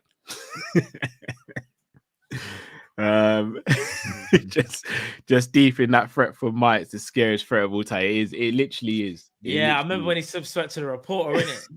Bro, that's a prison threat, man. Yeah. Come up here and say that's a real man. Come up here and say that's a real man. Man said, you love me. I'm like, what? Hold on, what? I was like, Mike. Yeah, nice. Mike, bro. Honesty says Tom Little sold Salah for Oshiman on EA FC 24. That's a snitch move on his team. Yeah. Tom's our boy as well, man. Leave Tom alone, bro. It's Man just said- a game. It's just a game. Hey, bro, that's when Jeff asks, is it a safe space? No one's there. Jamrock says, remember Reece James put Liao in a vice grip over 2 games. But we can say that about any attacker that's been had by like. All right, let me give an example. Do you remember when we first went up against Vinicius Jr. and everyone was trying to say that he ain't that great? I remember. And I was saying, you know, this guy's going to be world class. You can give my flowers later, people. That's absolutely fine. But what I'm trying to say is this. Drop the flower emoji. Go on, drop the flower emoji. When people were saying Vinicius Jr., incomplete reacted, I was like, listen, this brother's going to be serious. Lo and behold, one of the best wingers in the league. I'll say no more. I'll give you a better example, Matt. Even I think Reece James is a bad man as well, by the way, though. And any attacker can have a day where they get pocketed, Nacho had a brilliant game against Salah. What are we saying? Fair dues. Man like Nacho big from up Roma to this If man. Nacho was about to sign for Liverpool, ain't no one here happy. Ain't no one celebrating, bro. No one. Big up to the main man. We haven't seen you in a while. Big up Zabiri in the chat. Couldn't send a super chat, so read my earlier message. Let me see if I can find that, Zabiri. Big up Jamal. See, Jamal's got receipts. He remembers from back in the day. I remember going into that first game, played Vinny, and I was like, this guy's dead. And then people will never. People, what do I have to get flowers? Is it because I'm too arrogant? Is it because I talk? Am I saying too much? Am I doing too much? I just want my flowers like these man get their flowers. I want. Yeah, you know, didn't Dan Burn pocket Mbappe? That's your lot's boy, though, isn't it? You Dan Burn. Wasn't it Burn or was it Trippier? One of them pocketed him. Yeah, did they pocket Mbappe though? Yeah, man. Newcastle moved PSG, bro. They beat them 3-0, innit? Oh yeah. No, I hear that. Rumor has it Mbappe still visits the Harvester now and again. Still, you're doing too much. You are doing way too much. Because let's keep it about. Mbappe walks into Liverpool's team. Let's keep it about. Oh yeah, of course he does. Without the attitude, but this is what I'm trying to say. Like sometimes, no matter how great you are, you can have them games with bro. It just doesn't happen for whatever reason. Come on, we've all been there, innit? We've all been there where we've seen the player that you rate highly, and you're like, right, man, just got pocket easy. So, yeah. Right. Let's move on to the next topic. Kostas Tsimikas. Another player who's Marmite. Some love him, some really don't. Chris Brack, we know which way you fall into this one. Boys, is Kostas going to get as much game time as we potentially thought he would, given Robbo's injury, or is Joe Gomez going to be the one that plays left back predominantly? Awkward questions. I'm just going to go and grab a tissue while you dissect this one. Pause. I save people as well. See what I'm saying? I saved the man there. I appreciate that, man. I appreciate that one. I mean, the dirty-minded people, because you use tissue for an old bag. Yeah. Bro, you have to pause for anything. You know how the people are. This is we're live. But all right, let me say this, Drift. Yeah, go on. In terms of Tsimikas, he didn't have the greatest of games. One thing that worries me a little bit as well, I don't know if you remember, but Klopp kind of name drop players that could play in that position. And I was a bit like, he's name dropping. Like, Tsimikas is the left back. Like, why are we name dropping? Because he spoke about Gomez, he spoke about one of the youngsters, and I was like, yeah, it might be a bit mad. Here's what I'm thinking. He's basically saying to Tsimikas, you can't play like that all game. You have to improve. Tsimikas will be given a fair chance. But I also kind of feel like as well, like, I think it was a mind game thing from Klopp. Basically, Luke Chambers, I couldn't remember the name. It was also like Klopp saying, remember there's other people that can play there, you know. So if you don't fix up, you ain't a guaranteed starter. I think that's what that tactic was from Jurgen. He won't play every game, and rightly so, because if he plays every game, he'll get burnt out. Do you get what I'm saying? But I do think he will ultimately still be our best left back for Liverpool while Robbo's out. All right, just want to read you some stuff here. Shout out to Zabiri who sent this over. So Andy Robertson versus Kostas Tsimikas with Liverpool since Tsimikas joined. This is just Premier League and Champions League only. In the time that Tsimikas has been here, Robbo's played 134 games. Tsimikas has played 51. Robbo's had 125 starts. Tsimikas has had 28. Robbo's got 84 minutes per goal. Kostas 48 minutes per goal. Robbo's got 5 goals. Kostas hasn't got any. Robbo's got 30 assists. Tsimikas has got 10. When you hear the numbers of starts and games, pales in comparison. Like Tsimikas ain't really had a chance since he's been at the club. So does this go back to the point I was making a couple of shows ago, guys, when I said sometimes certain people know their role, and like that means Tsimikas is a whaler. He's a supreme. Does it mean that Klopp He's a backup dancer? Or does it mean that Klopp only wants to play one player in that position? I mean, it could be that, but maybe Tsimikas is just happy to be a backup dancer. Like he was given a new contract. I'm gonna be real, and this is where we might all disagree. Barring maybe 1 or 2 players in the team, in the squad, I don't want players who just are happy being backup dancers. I'm sorry, maybe I'm just a bit old-fashioned in that. I don't want a left back coming to the club and saying, "Oh yeah, I'm just happy to be Robbo's backup." F that. I want to be number 1. But everyone can't be Scarface though. No, I hear that. But so why didn't we take that approach with attack then? Because Gakpo didn't come to sit on the bench. Jota didn't come to sit on the bench. Nunes definitely didn't. Iron sharpens iron. Why is it the same? Right. Konate didn't come to sit on the bench. But is it Tsimikas' fault that because we have to keep it apart? There was a point in Robbo's career where Robbo wasn't really doing that much, and Tsimikas was playing better, and Tsimikas never really got the start.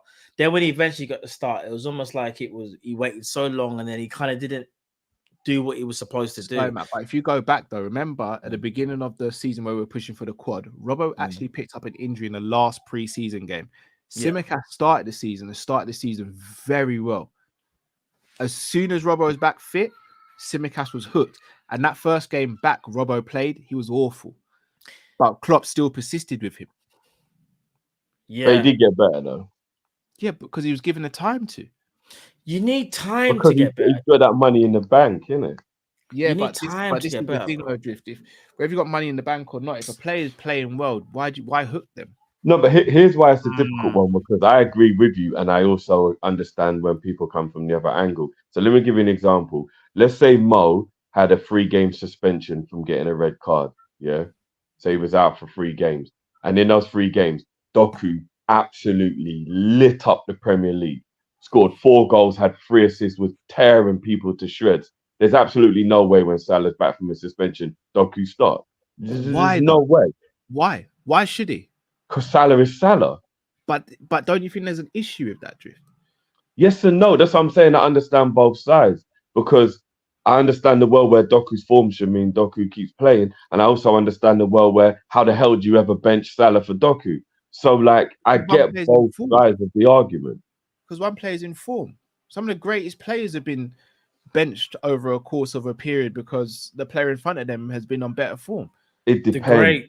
The greats hardly ever get benched. Give an example. I mean, like, Henry ain't holding no bench if he's back. Like, do you know what I mean? Ronaldo's not holding bench if he's back. Messi ain't holding Ronaldo, their man there never got. You see when let me give an example. The greatest players. Suarez ain't holding no bench. Salah is one of the greatest players ever. He will go down as one of the great. So Salah is probably the worst example, because I'm gonna be honest. Plus, we're also in an era where the players are playing way more games than they've ever played. No. And this is the most intense league in the world. All right, Liverpool's most important player, arguably, is Salah. Whether it's Van Dijk, Alisson, or Salah, so he's one of them 3. Let's say Salah.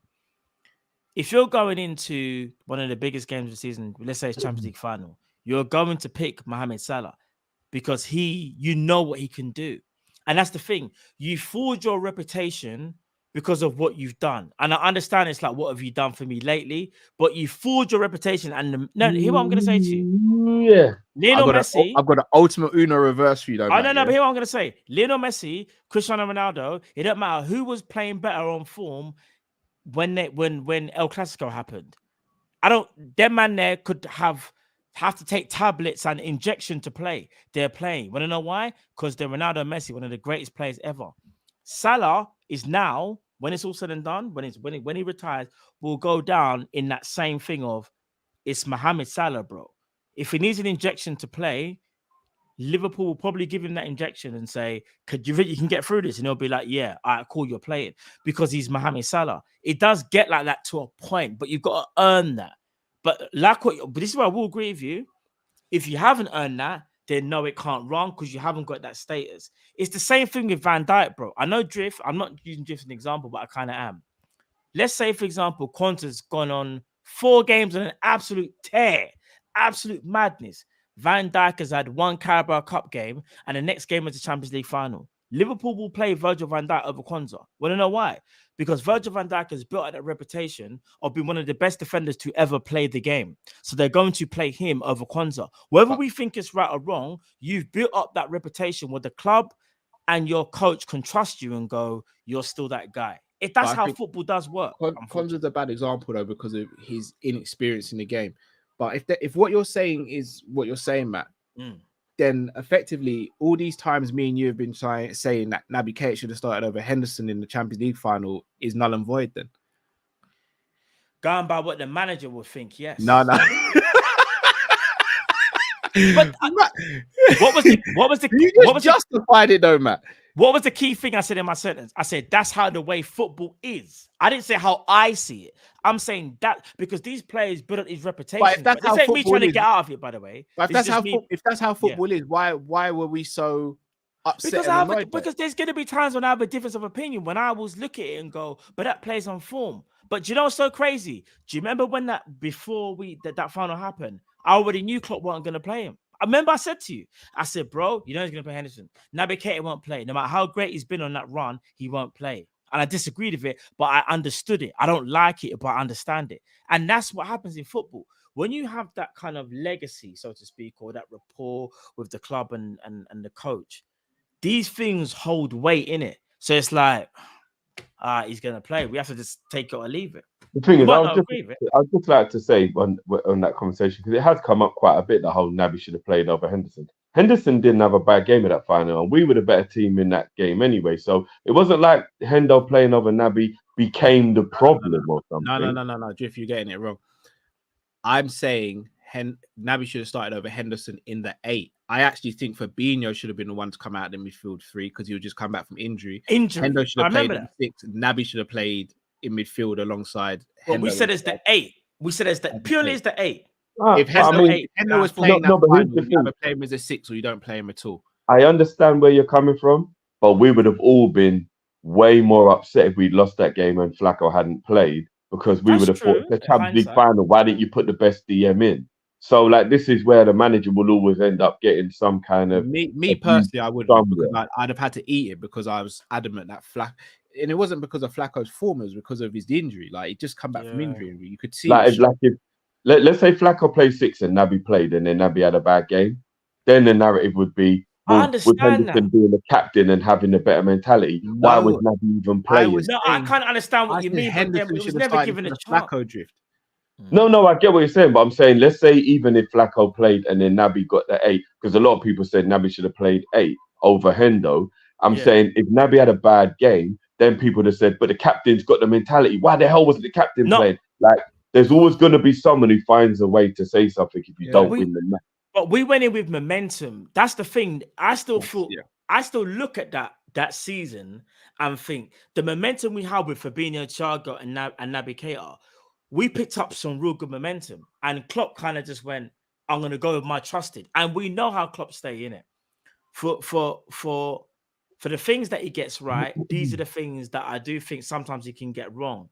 And that's that loyalty to players who he feels like will never let him down. And they won't necessarily let him down, but it's more of a case of, bro, you're overlooking the situation because there's players who we think are better suited. And in that moment, in my opinion, the 2 best 8s, when we were on form, I remember when we beat Man City as well in the Carabao Cup final, was Naby Keita and Thiago. We were cooking with them, man, bro.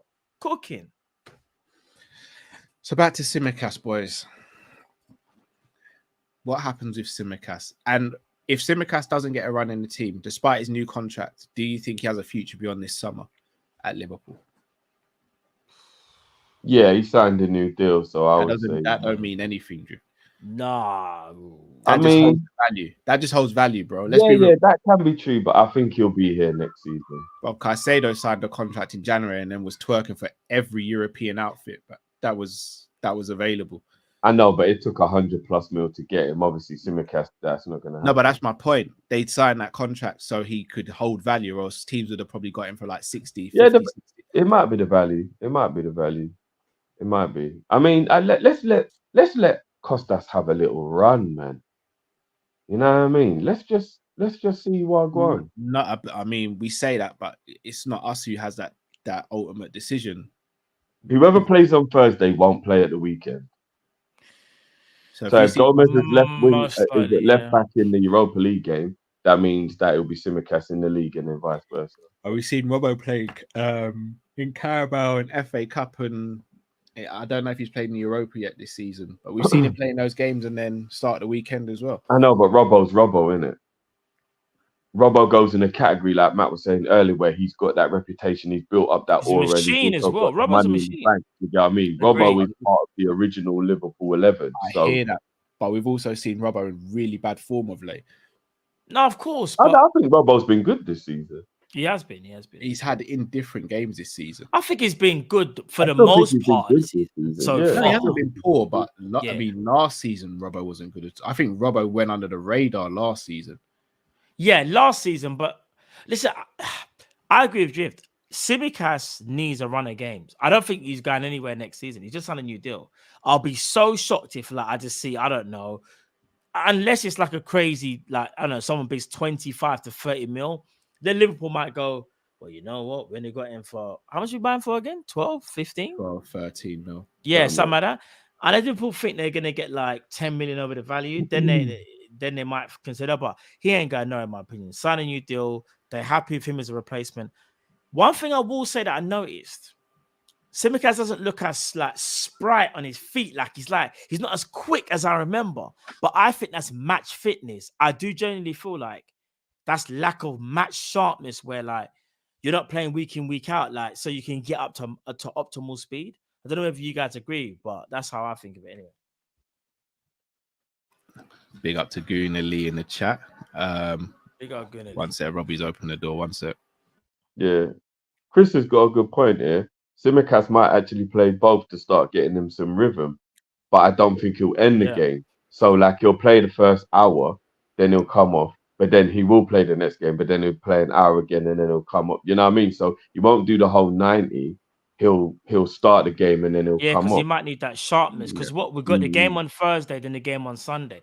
Listen, I've got no problems if Tsimikas actually getting a bit, 60 minutes on Thursday, comes off substituted, and then obviously play again on. Because I think he needs that match sharpness. Man ain't gonna let that one go. Man is not letting those bags go. A wild one here. Alphonso Davies today was rumored to be available for 45. I think it was 40 or 50 million euros. It's not real, fam. Hear me out, Matt. Let me cook the man. It's not real, bro. Man, what happened to this brother? It's not real, bro. I said 45. No, he's going into the last year of his contract. Oh, is it? Okay, then that's I didn't know that. Last year of his contract. See it there? First question. First question. Do you think we could entice Alphonso Davies to come to Liverpool? Yes. Yeah, he'll be sick. Ask me if we're going to get him. No, I'm not going to ask that, because if Real Madrid are linked with him, we know how that story ends, isn't it? Yeah, because he's got the love affair for Real Madrid, you know. If he comes to Liverpool, does he start over Robbo in Klopp's eyes? Yeah, Robbo's obviously going to be 30 soon. And let me check my messages. 1 sec. It'll be the young buck, innit? What? Say who? What? Does he start over Robbo? I want to squash these rumors once and for all. Drift and Cal really got man thinking I'm a giant. I'm genuinely not even that tall. When I met Lee, is a giant, in my opinion. When I met Lee, I was just above his belly button still. If you can look LeBron James in the eye, that says a lot, fam. I can't lie to you. That's all I'm gonna say, bro. Lee doesn't even dunk, bro. It's like he sprinkles the basketball in. And I ain't even seen you. But in fact, furthermore, Lee, we need to back up in here. But yeah, listen, I know. Lee's one of them people who's so tall, it makes you think, surely you were created, because how can anyone come out of somebody and then get that big? Surely you're created. He's literally the tallest. Because you can't come out of somebody and then become that big. That's not possible. You got to just be made that I've big seen already. when Lee's on AFTV, and I know the people always talking to, obviously, because I know the heights. I bet they're not short. The people he's they're not short, but even Robbie's not short. You know. Thank you. I'm thinking, yo, what? Man's gonna try. Lee, listen, I don't want the beef. I bet you ever interviewing him standing on a box or something. Of course. I bet you any money. On some yellow page. The man there got the best CGI ever, Michael Bay, and that's all involved. Basically, he's my man from Green Mile, isn't it? if you need a visual representation, yeah, you know what I mean. You know that basically, you know when the camera's looking at Tom Hanks's like head height, and it's only up to like my man's arms with the handcuffs, so it's like, yeah. Oh man. Oh boy.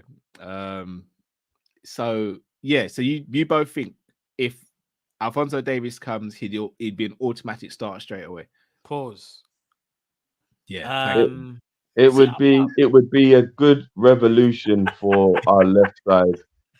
And here's the only thing. Him and Diaz being very attack-minded, both of them. Yeah, might get a bit mad. Could unbalance the team. It could unbalance the team. It could be mad. Yeah. But you know what? I'm still if we have an opportunity to get him, I think we should try and get him. It's one of them ones because how old is Robert now as well? You got to think about the future as well. 30, you know?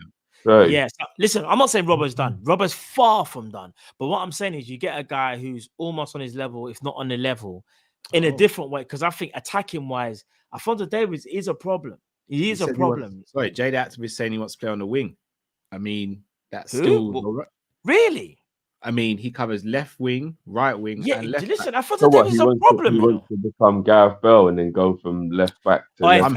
I'm here for it to happen. I'm here. Yeah, Davies is a problem, you know. But I don't think Davis's finishing is good enough to be a winner. That's something he can. But Gareth Bale was never that finisher that you think, you know. He had a shot. Gareth Bale's finishing was no, bro. No. Not like that. At the beginning. Not like that. We saw what he did to Michael. We didn't know Gareth had that in the locker. Bro, yeah. But I don't think Davis has got that in the locker. He has. He definitely has. He does. What, to be able to finish the way Gareth Bale does? Yes, 100%. Not necessarily like Bale, but like not close finishing, long range shooting and all that. I'd have to see that. He can leng off the ting still. He can leng off the ting. I'd have to see it to believe it. I'm not gonna lie. I'm just saying, if he rocks up to the Prem, I don't want to see Pep get his hands on him. That's all I will say. Yeah, I agree. Davies and Walker on the wings, everyone's done. I don't understand how Walker's like 33 and not lost a yard of pace, bro. We're gonna see Pep play a mad formation. I don't understand that one. That's the maddest anomaly for me right now. Walker, how old is Walker? 32, 33. Yeah, Pep might just sell centre backs and say, "I'm not playing with centre backs. I'm just gonna do." Someone needs to let me know. Can you buy Nangelo off eBay? Because I don't understand. Ask Pep, bro. Unless you break a bone, Pep's got a special juice for you, trust me.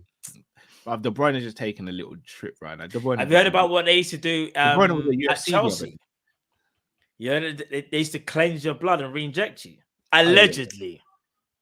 That man has got hyperbolic time chamber in them thing there, blood. Man said cleanse your blood, re-inject you, you know. Allegedly, by the way. Some Lance Armstrong, isn't it? Mad thing that they were Gangan Deep says Fanbase aren't asking for Diaz to get 20 to 30 GA like Mo, but decision making needs to improve. Delays final ball passes when he needs to shoot, vice versa. Improves that, his numbers will naturally improve. I agree with that. I do agree with that. H says Mike threatened to take his 5 times mad thing. Zabiri says, "Get Klopp out of here. Klopp ain't the one guy." Zabiri back on trolling straight away. Yeah, you have You are to. the trolls, Zabiri said, "Drift is right. Don't want me singing Klopp out in that moment." Klopp got me prepping another campaign for Tsimikas. Let Simi simmer in form, please. I want to see Simi get into form. Jay said, "Dodge that Tonali bullet." Yeah, AC Milan, they played a blinder with Newcastle. Still, but I don't understand how he's still playing though. he won't be for long, bro. No, but you want to know the worst part? The worst part is Tonali never even got nabbed. His bridging snitched on him. Nah, you're lying. What? Lying. Nah, the Juve brother snitched on Tonali. Nah, you're lying. What? Yeah, but No. We just got him in the room. And we're like, "You want 3 years or 2 years?" All right, I take 2. Sandro, Tonali, Newcastle. Bye. That is nah. Right, I'm not gonna lie. Yeah, he snitched on Tonali. Yep. That's crazy. Nah. Oh, someone put that. I did hear about him, but I didn't know he snitched. Nah. So I knew there was that's his name for goalie. Yeah, snitched. That's mad.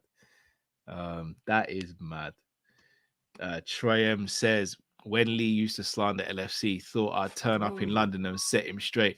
Then saw him on AFT for the FTV for the first time and figured a strongly worded letter.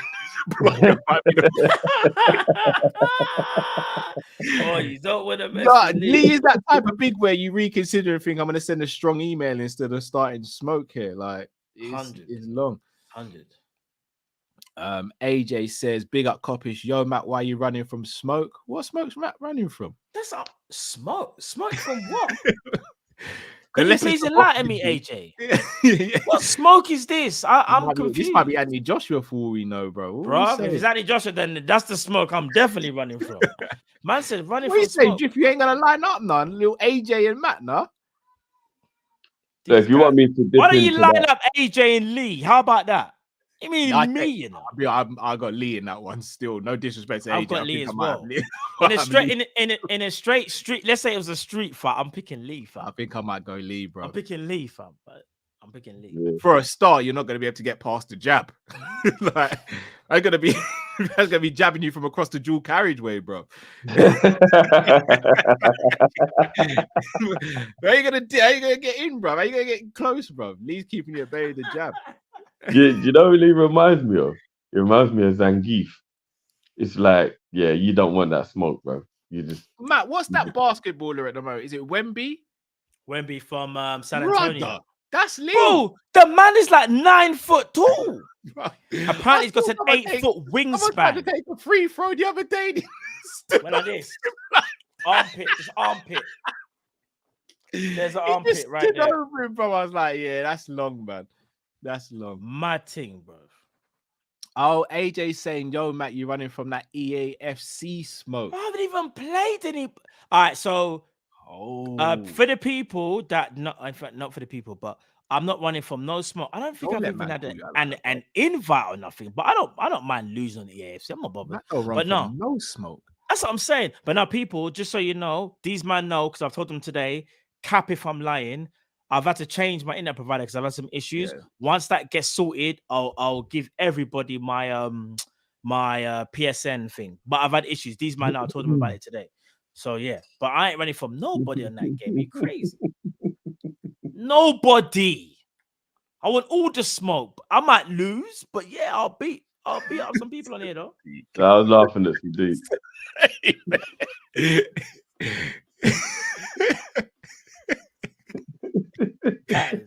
Bro. Oh boy. Last topic, boys. Man's gonna have to start calling him Leo Neal.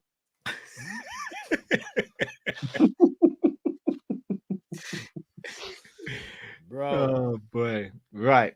Virgil van Dijk. Last season, ridiculed by rival fans, doubted by a lot of Liverpool fans. This season, and again, guys, feel free to correct me. I think Virgil has an argument to say on field, he has an argument to say he's been our best on-field player this season. Ali has again been our best player this season so far, in my opinion. On-field player, I think Virgil has a very strong shout. And is he quietly getting back to his best, and is it going under the radar at the moment? Yeah. I think Virgil's been pretty flawless, give or take. I mean, obviously the red card, you could argue whether it was even a red card or not, and then he was suspended. He's been wicked though. He has been wicked. Like, again, this isn't an agenda. I think this is factual. Kwanzaa has the best statistics. Oh, no. I was waiting to see where he was going to go with this. And I was thinking in my brain, he's giving Van Dijk his flowers. And I thought, hold on a minute. 50's elite. You're not going to give Van his flowers? I did not see that coming, I feel sorry. No, I feel sorry. I'm just saying minutes per game. Look at his face. He's dead serious, bro. I'm talking about minutes played. Bro. Yeah. Statistically, I think he is the better one. But what I'm saying is, or better than Virgil this season, yeah. Oh, like in terms of like minutes played, because remember he's played a lot less minutes. He's played a lot less minutes. So I'm just talking about minutes played. Yeah. Is this across all competitions, or I need to actually grab the mic for this and tell people. Look, let me say something. No. Are you not known this brother for 20 years. Absence? Bro, I've known you for 20 years. Disclaimer, yeah? You are the biggest troll. You cannot tell me Kwanzaa has had a better season so far than Van Dijk. No. I said statistically based on minutes played. But what do you believe in your heart of hearts? I believe that Kwanzaa and Van Dijk should be the partnership.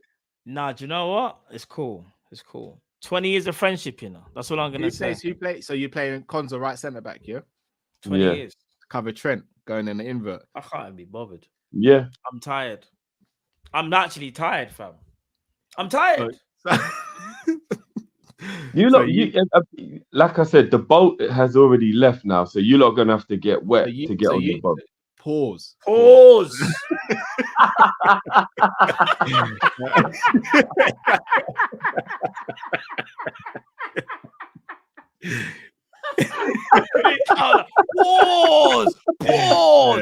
Let's pump the brakes on that one. Yeah. We have to pause for the internet people that's not watching live. That would just be like, no context. What? Clip that up. Mason Cam would be like, "Hey, yo, that's crazy." Hey, that's crazy, man. That's crazy.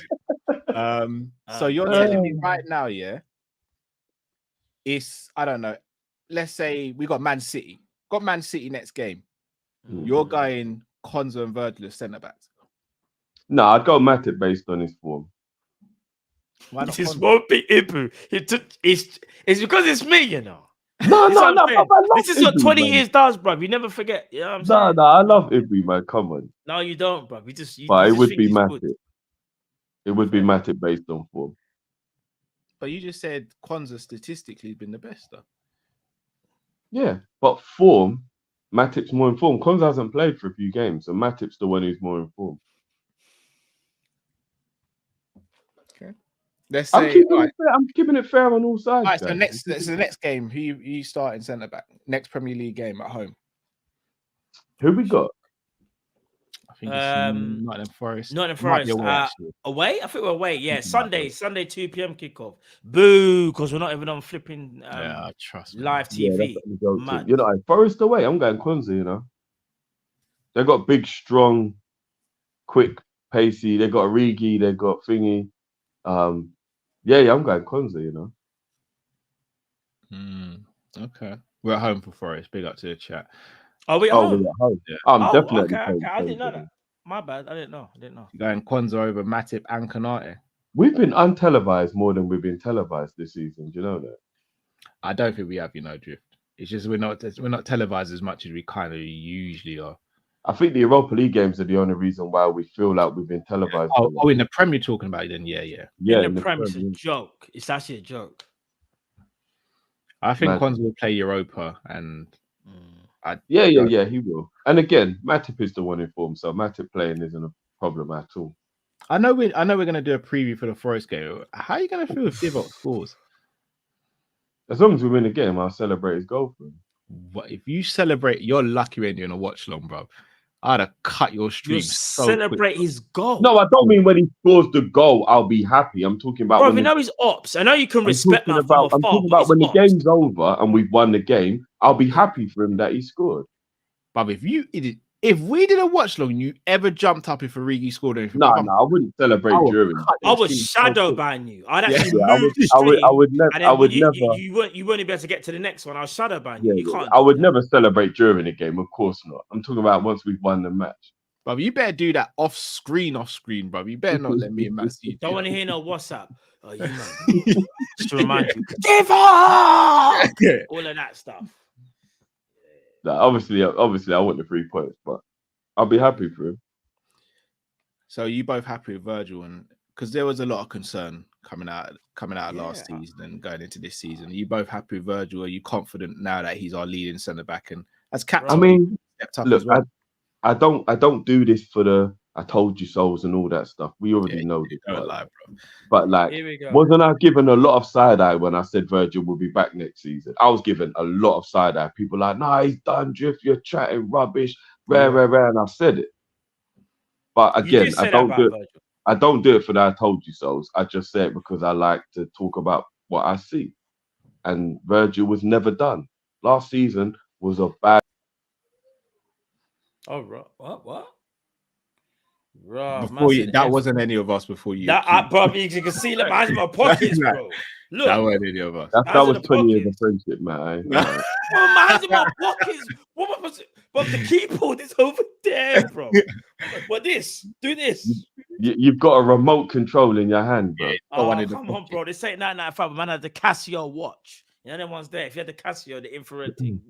Shout out to Pops Pimping Distress. Says Cal, we chatted about Virgil, raised his game to captain standards, and now he's stepping up to meet the responsibility. Do you guys think that could be the case? And I think Virgil is. I'm not going to lie. I'm liking Virgil as captain. No, I've said I definitely have been impressed with Virgil as captain. I do have to say I have. He stepped up a lot more than what I was. I was worried that maybe he wasn't going to play as well because in the past. He hasn't played as well when he's been given the captaincy, but he stepped up brilliantly. I think he's more honest. One thing I'll say is what I love about the players that we have is we can send a lot of players out to do post-game interviews as well because we have so many leaders. So like literally after the game, there's pretty much nobody that we can't really say you go and have a talk to the media now, like win or lose, and be like boom, whatever, like because we've just got so many leaders in the group. Like even somebody like Gravenberch, I wouldn't call a leader, seems really good at speaking to the press. Do you know what I mean? So like even if he had to go and have the conversation, we just seem like we got a lot of level-headed, head on their shoulders type of players. So Virgil stepped up brilliantly, but I think a lot of people have helped him. I think when you think about someone like Soboslai, who's still very young, he's still a leader. He's still somebody who's probably come in and helped it. Help the kind of transition of like losing some of the other, figures of like Milner and Hendo and that in the team. So Virgil's done well, but a lot of other people have stepped up as well, in my opinion. Yeah, big ups to Bosley. Apparently he's split up with his missus. And the only reason I know this is because my timeline was flooded with bare women who are Liverpool supporters just sliding into man's DMs and posting. I saw something on Twitter. I was like, what's going on here? Like the bare girls. That would make sense from the last 2 games, a couple misplaced passes and that. Now it makes a bit of sense still. Build up with testosterone and that, innit? Just quickly to speak about Virgil. Bachelors. Just quickly to speak about Virgil, I will say this. I think he's been arguably one of our best players this season. I think the captaincy is actually helped him from last season. It's given him that extra responsibility and onus to kind of lead by example. And I think he's really taken to that challenge. I've always said I've wanted Virgil as captain, even when Henderson was there. I was very vocal about that, and I kind of got shut down by a few people, not everybody. I'm not even talking about people, you guys. I'm just saying in general, like some people did think he might not necessarily be captain, but I've always seen him as captain material. He's taking us against a new level, and I think the form and fitness is always going to be key to Van Dijk. He's going to have games where he's going to pick up niggles because he had that bad injury. But you see the season where we challenged for the quad, it was almost an anomaly that he played that well that season. But I think the knock-on effect of playing such a grueling season, so many games, affected him the following season. And because of the way how we were constructed and players just not being up to the levels that they used to be, really didn't help Van Dijk. But you see a rejuvenated midfield of like Szoboszlai, McAllister, Gravenberch, Curtis Jones. I've actually helped as a unit. Like I've actually helped Van Dijk and realize like Elliot as well. Got a friend Elliot as well. Yeah. He hasn't got to be the cavalier defender that, because let's keep it up. We get counter press, lose the ball. Virgil van Dijk 1-on-1 with the attacker. In our minds, we think 9 times out of 10, Virgil van Dijk's always going to win that ball back. But he's getting older, and sometimes you have to respect, like, he's still the GOAT. However, he still does need a bit of help, just like any other defender would at that age. He's still amazing. For me, he's still the best defender in the league. However, I just think his added responsibility has actually helped take his game to a level which I was a little bit unsure of that could get back to where he was, because I was worried about the injury. So fair play to Virgil, man. Legend for me, for Liverpool. Legend, bro. Do you feel as though the vibe around the club's different? Do you feel like the players seem a bit happier? But the players are happy. But do you know the players, the way they speak? Have you heard Szoboszlai when he speaks? No, I'm talking about even with Virgil as captain. Do you feel like there's a different sort of vibe now? The energy. I'm not saying it's to dump on Henderson before anyone says it. No, it's just different energy. Different energy. I don't think it's got anything to do with players that have left, so to speak. I think it's just nice to have new players in and a fresh start. I agree. I think we could have all the players that had left still be here, but the new players who've come in is just like a fresh start. And sometimes the best thing to get over a season is to just end that season and move on to the next one. You see so many times when the difference between 2 seasons is only a summer, but it seems like it's so much of a dramatic change around for better or for worse. No, I can't smiling because it's so much. I know the comment. I know. I tried everything to keep a straight face. I saw instantly. I saw your face and I just saw the. I was like, I know what he. There's Sadiq, man. I really tried to play professional there. Oh man. Right. Was this the first time when we had a proper summer as well? That could be part of it. A rest, you mean? Yeah, like an actual summer holiday where everybody was able to actually have a full summer holiday. For the first time in a while. Yeah. Zabiri says Kwanzaa is that guy me and Drift sailing out. Fair enough. Fair enough. Fair play, bro. These men are gonna have to jump in a rubber dinghy or something like that. That was the first one on this channel we spoke about Kwanzaa. I'm not seeing him as the start for Liverpool right now. You don't believe he's Virgil van Kwanzaa yet. It's all right. No, I don't. This is what I mean. That's the bit that I just know. All I will say is he's been good, but his start to his Liverpool career hasn't been as good as what Bashetik's was. And we also what about Ibu's start? No, but Ibu was brought in, bro. We're talking about youth. No, but when he's brought in. Oh, we actually Ibu's 26. Bro, the Ibu defense is strong, brother. No, I'm just speaking of players who come through the academy. Can I say this though? Let me say this. You got smoke on you, deck, man. Bro. You man, name me a defender that's had a performance like what Ibu had against Real Madrid. No, I'm an Ibu guy, bro. I'm guy. You're not, but it's cool. You ain't gonna convince No, we all are, bro. No, you're not. No. I've been defending Ibu and he's a bit rash. We better take him off. He's a bit Lovren like. He was on a yellow card. Bro. I can't compare Ibu and Lovren. And I rate Lovren, by the way. I've been the one bigging up our academy the most on here. Yeah, you've been at the academy, but I think favoritism about Konate that's going to make you happy. Favoritism. That's what I'm saying, fam. Favoritism. That's what I'm saying. You can actually quote me on this. I said last season I think Ibu is the best under 22 defender in the world.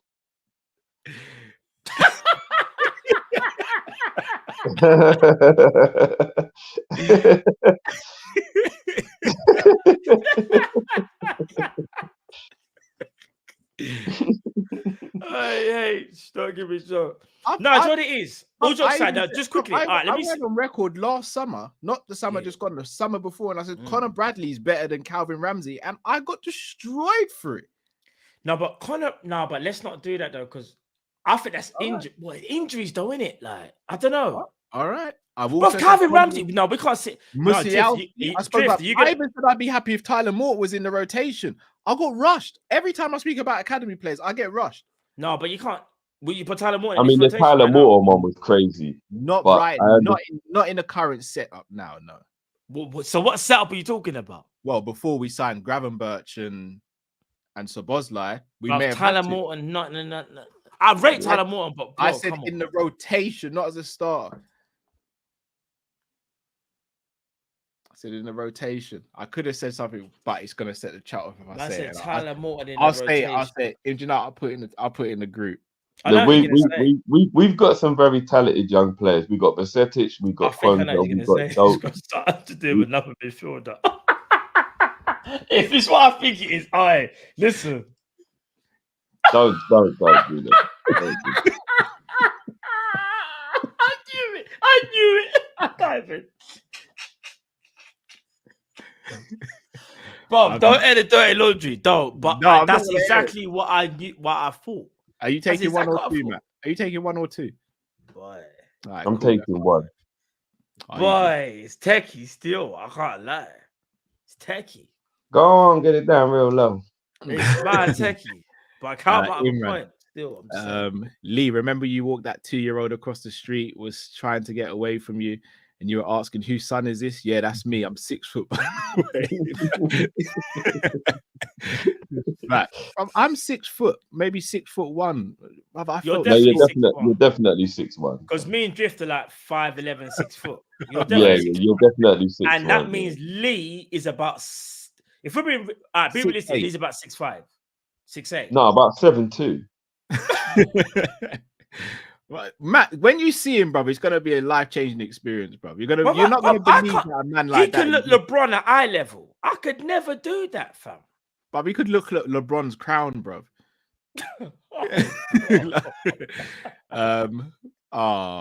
Woodley's feet and the picture as well. That's deep, man. Salah. Is that before or after his match with Matt? I allow it, man. I told you, bro. As people said. No, I'm coming off camera, bro. I don't want to be associated with that, bro. I don't want no drama.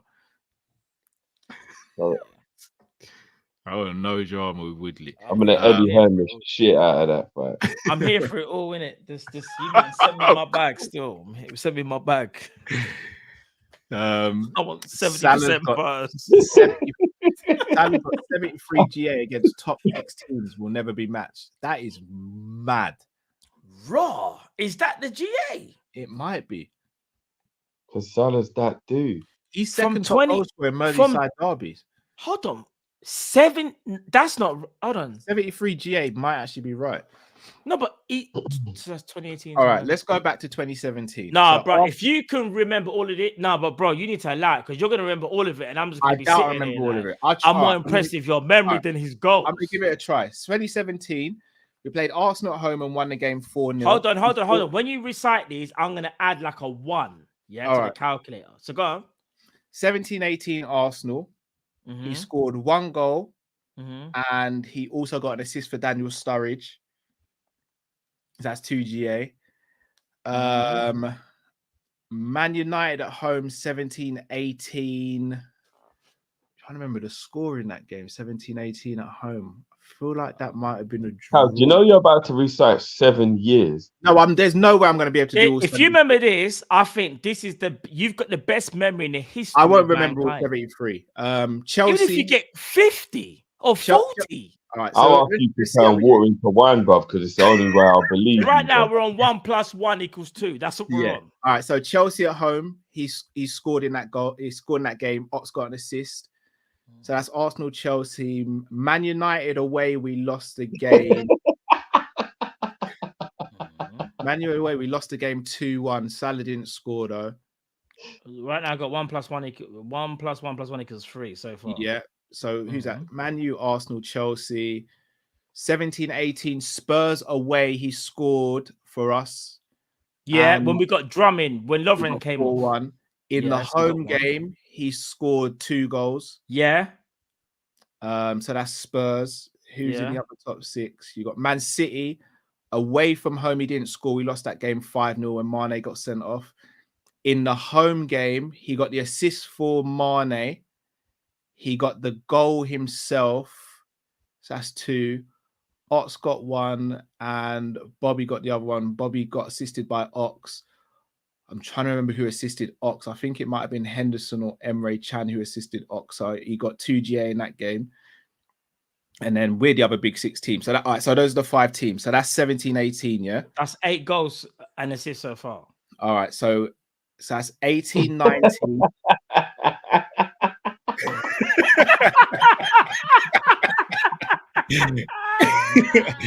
18-19.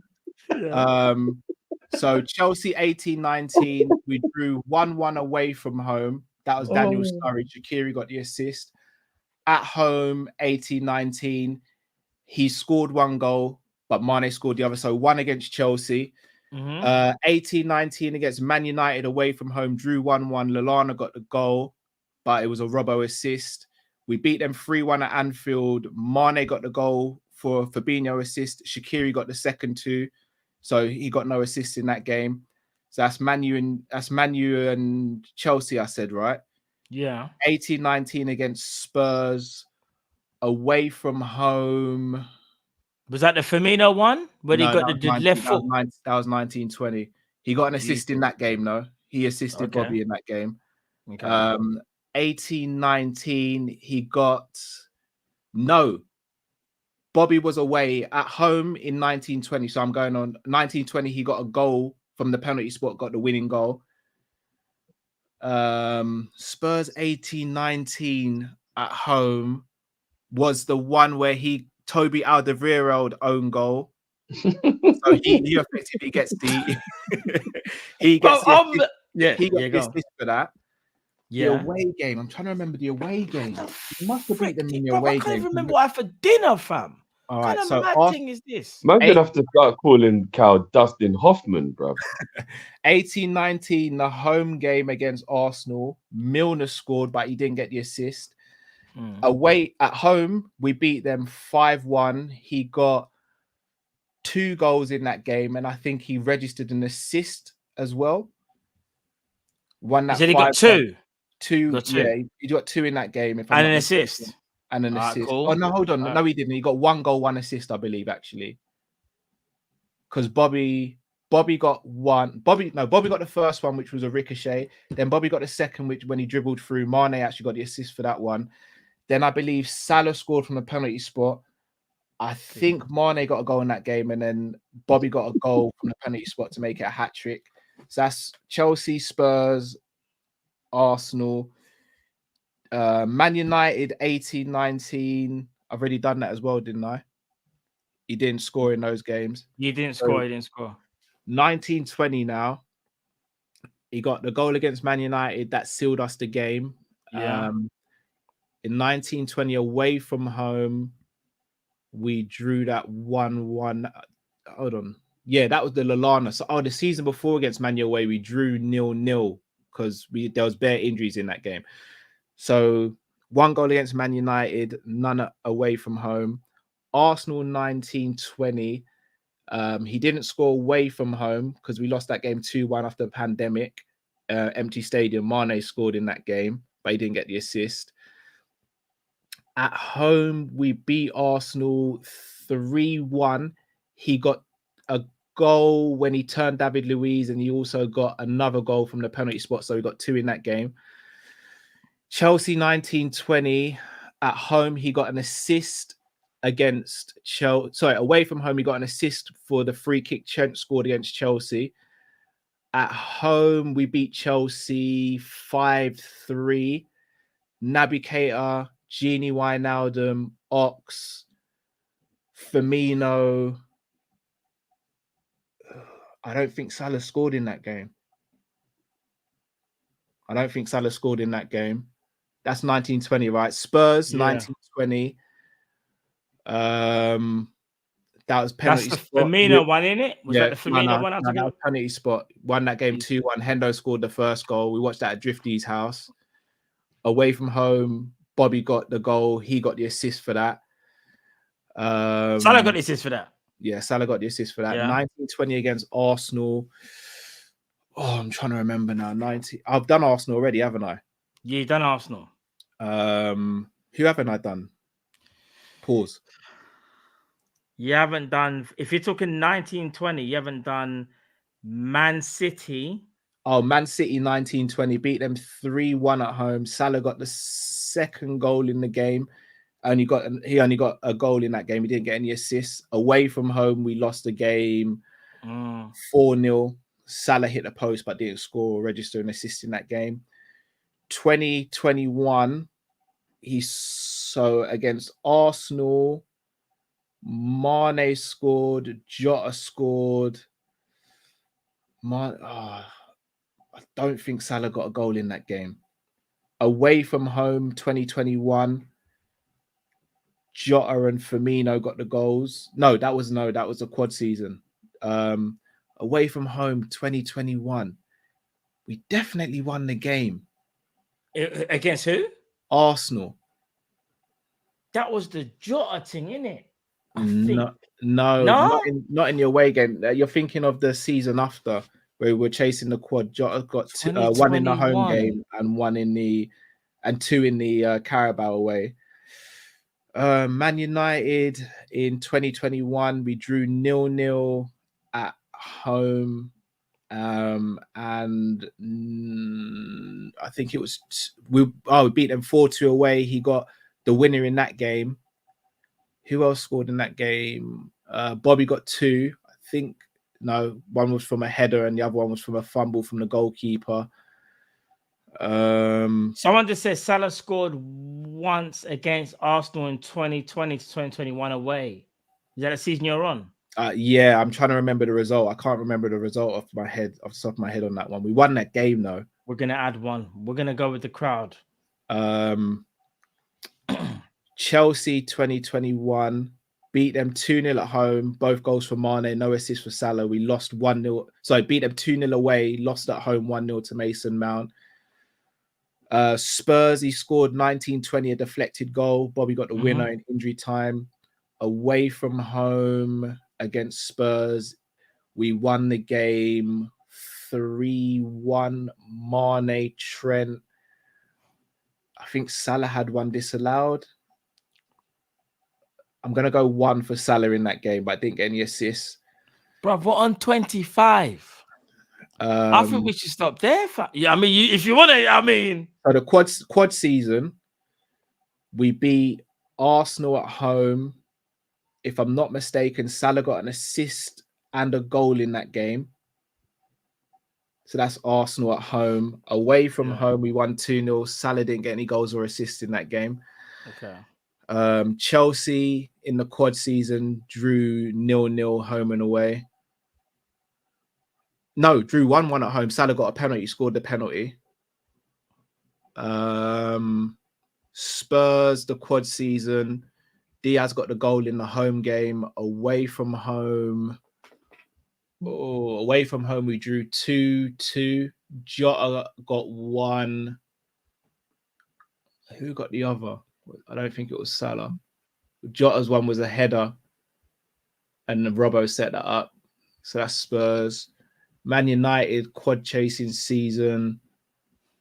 I don't know. My mind's starting to go blank now. Away from home. You got me a 16-17 season. Well, we lost me at 18, 19. Not even, but dare I say 17, 18. I can't remember. All I remember is he might have 73 though. Across all competitions, he might, because I didn't include Champions League. That's League bro. I'm not gonna lie. If you ever recited Champions League, Carabao Cup, man, must start to think that you're a fortune teller in that now, bro. No, people are saying you're AI. Yeah, because Man City in a Champions League at home, He got the first goal. He got the assist for Mane. He didn't get the assist for Ox, so that's 2 GA. And then in the the away game, he got the goal, which made it 1-1, and then Bobby got the second. Bruv, you just recited 31 goals and assists, bro. I could do more. I know you can. Yeah. Man said 31. I don't know if it's I don't think I could probably get about 5. I don't know if it's 73 then. If it's 73 GA, I actually don't know. No, all competitions, bro. It probably is. Yeah, but you got to remember we've not. All right, so we playing Arsenal. But Cal, you just recited 31. Remember, there might have been one that you forget or two. You just recited 31, just straight Prem. Just straight Prem, and you've gone to the 21 season. 22 season. The 22 season. Yeah, 21, 22, yeah. Remember, Salah went in the madness, because remember in the next, so that would theoretically mean you've got to recite another 19 goals. Remember, he scored. No, but look how many goals he scored last season. I'm not saying he scored all of them against top 6, but he scored nearly 30. Remember, Salah's averaging 30 a season. Nearly. Like 25 a season. I still don't think it's 73 though. I think it might be when you consider I don't think it is. I don't think it's 73. I think it's less than that. I'm not gonna lie though. For you to remember even 31, that's actually giving me a slight headache. I'm not gonna lie. Anyhow, all you need to do is the system reboot. Anyhow, Robbo is back before Thiago. Matt, I'm blaming you. I hate is on. Anyhow, Robbo's back before Thiago. Matt, I'm blaming. What's that got to do with me, bro? Well, you bucked up with man in London, bro. Bro, I bucked up with man. Remember, I told you that. What was it? February or something? Drift. Why? See you. Drift, Thiago ain't been the same since this day. That's all I'm saying, bro. Bro, that was like February. It was cold. Remember, Thiago's got the thing neck still. It's cold. It was cold, cold, bro. It was cold. Sadiq says, I done told you about my VVQ copyright. Me done talk. Big up. He did say. Big up Sadiq. Troy M says, the great Carly. How did I miss that one? I don't even know. That's his name now. The great Carly. How did you miss that one? I big up Troy, man. Dean says, in all competitions for Liverpool this season, no one averages more tackles, 1-2 per 90 and interceptions than Kostas Tsimikas. Wow. Oh. I didn't even know that. Still don't, but I'll be honest, I still don't think Kostas is having a good season though. Yeah, stats that can be misleading. Very misleading. It's the amount of games he's played as well. But I appreciate you saying that though, Dean, because it goes to show you what stats can also do though. Kwanzaa. AJ says Cal said it was AI for my owners. He is AI. I'm not. I just got a good memory of the Liverpool game. Hey man, remember when you're swimming, ask your man to throw you the rubber dinghy because you're tired and you want to get on the boat. Yeah, just remember.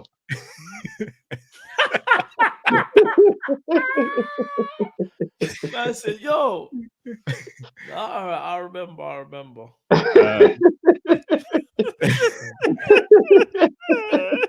Hey, Zabiri, see you, yeah. Zabiri said, with memory like this, Cal definitely doing up Book of Eli vibe. Man, remember every argument and definitely hold grudges. Matt, we need to find your Wi-Fi issues. So, no, but it gets sorted, bro. Like I tell you about Coutinho and my flowing, I know my stuff. I remember these things. No, but bro, your memory now, all jokes aside, you know how some people just have good memory, like just and naturally some people will like I can honestly sit here and say my memory is not the greatest, but your memory is actually like exceptional. It's beyond average, if that makes sense. Even if it's about one thing. Because even if you're telling me it's about Liverpool, that still says to me that your memory, you can still remember things from like how far back. It's like it's like an eidetic memory, isn't it? Yeah, bro, that's very impressive, bro. All jokes aside, man. Trust me. Very, very impressive. Kai says, Cal, we didn't get Island Dykes on Saturday, please. We didn't. We didn't still. Island Dykes. I might do a little quick interview at the end. H says, check out Rated 18 podcast. About jokes. That's with Christopher Savage and Kane Brown, I think. I haven't heard of this one. Very funny. Is it good, H? Is it good? Is it good? It is. It's very funny. I've seen a couple of clips. Very funny. I need to check that out still. Eben Flo says, Matt asks Thiago, you have heat in the basement. I'm not gonna lie, Matt. This is gonna be a rough one for you if we don't see Thiago for a little while. But I'm not gonna lie, I'm worried. Like Cody Gakpo went in a knee brace and came back. Imran said, Cal, you must remember the moment you were born. I wish, could you imagine? Cal's lying, he remembers, bro. Definitely remembers. No, it's weird. I don't know. I can't even put my finger on it. I just remember certain things really well. Right. Everyone's brain works a bit different. It's like when I can't help but think of an analogy when something happens. Yeah, exactly. Yeah, it's the way my brain's wired. Yeah, it's like let the people have this last laugh. When I think about food, I'll never forget. That's why it was so funny when you said you can't remember what you had for dinner. Everyone was like, stop the cap. I was thinking more of a Samuel L. Jackson, like, and please. Stop the cap. Zabiri says, nah, Matt, I'm saying Cal is the source of your Wi-Fi.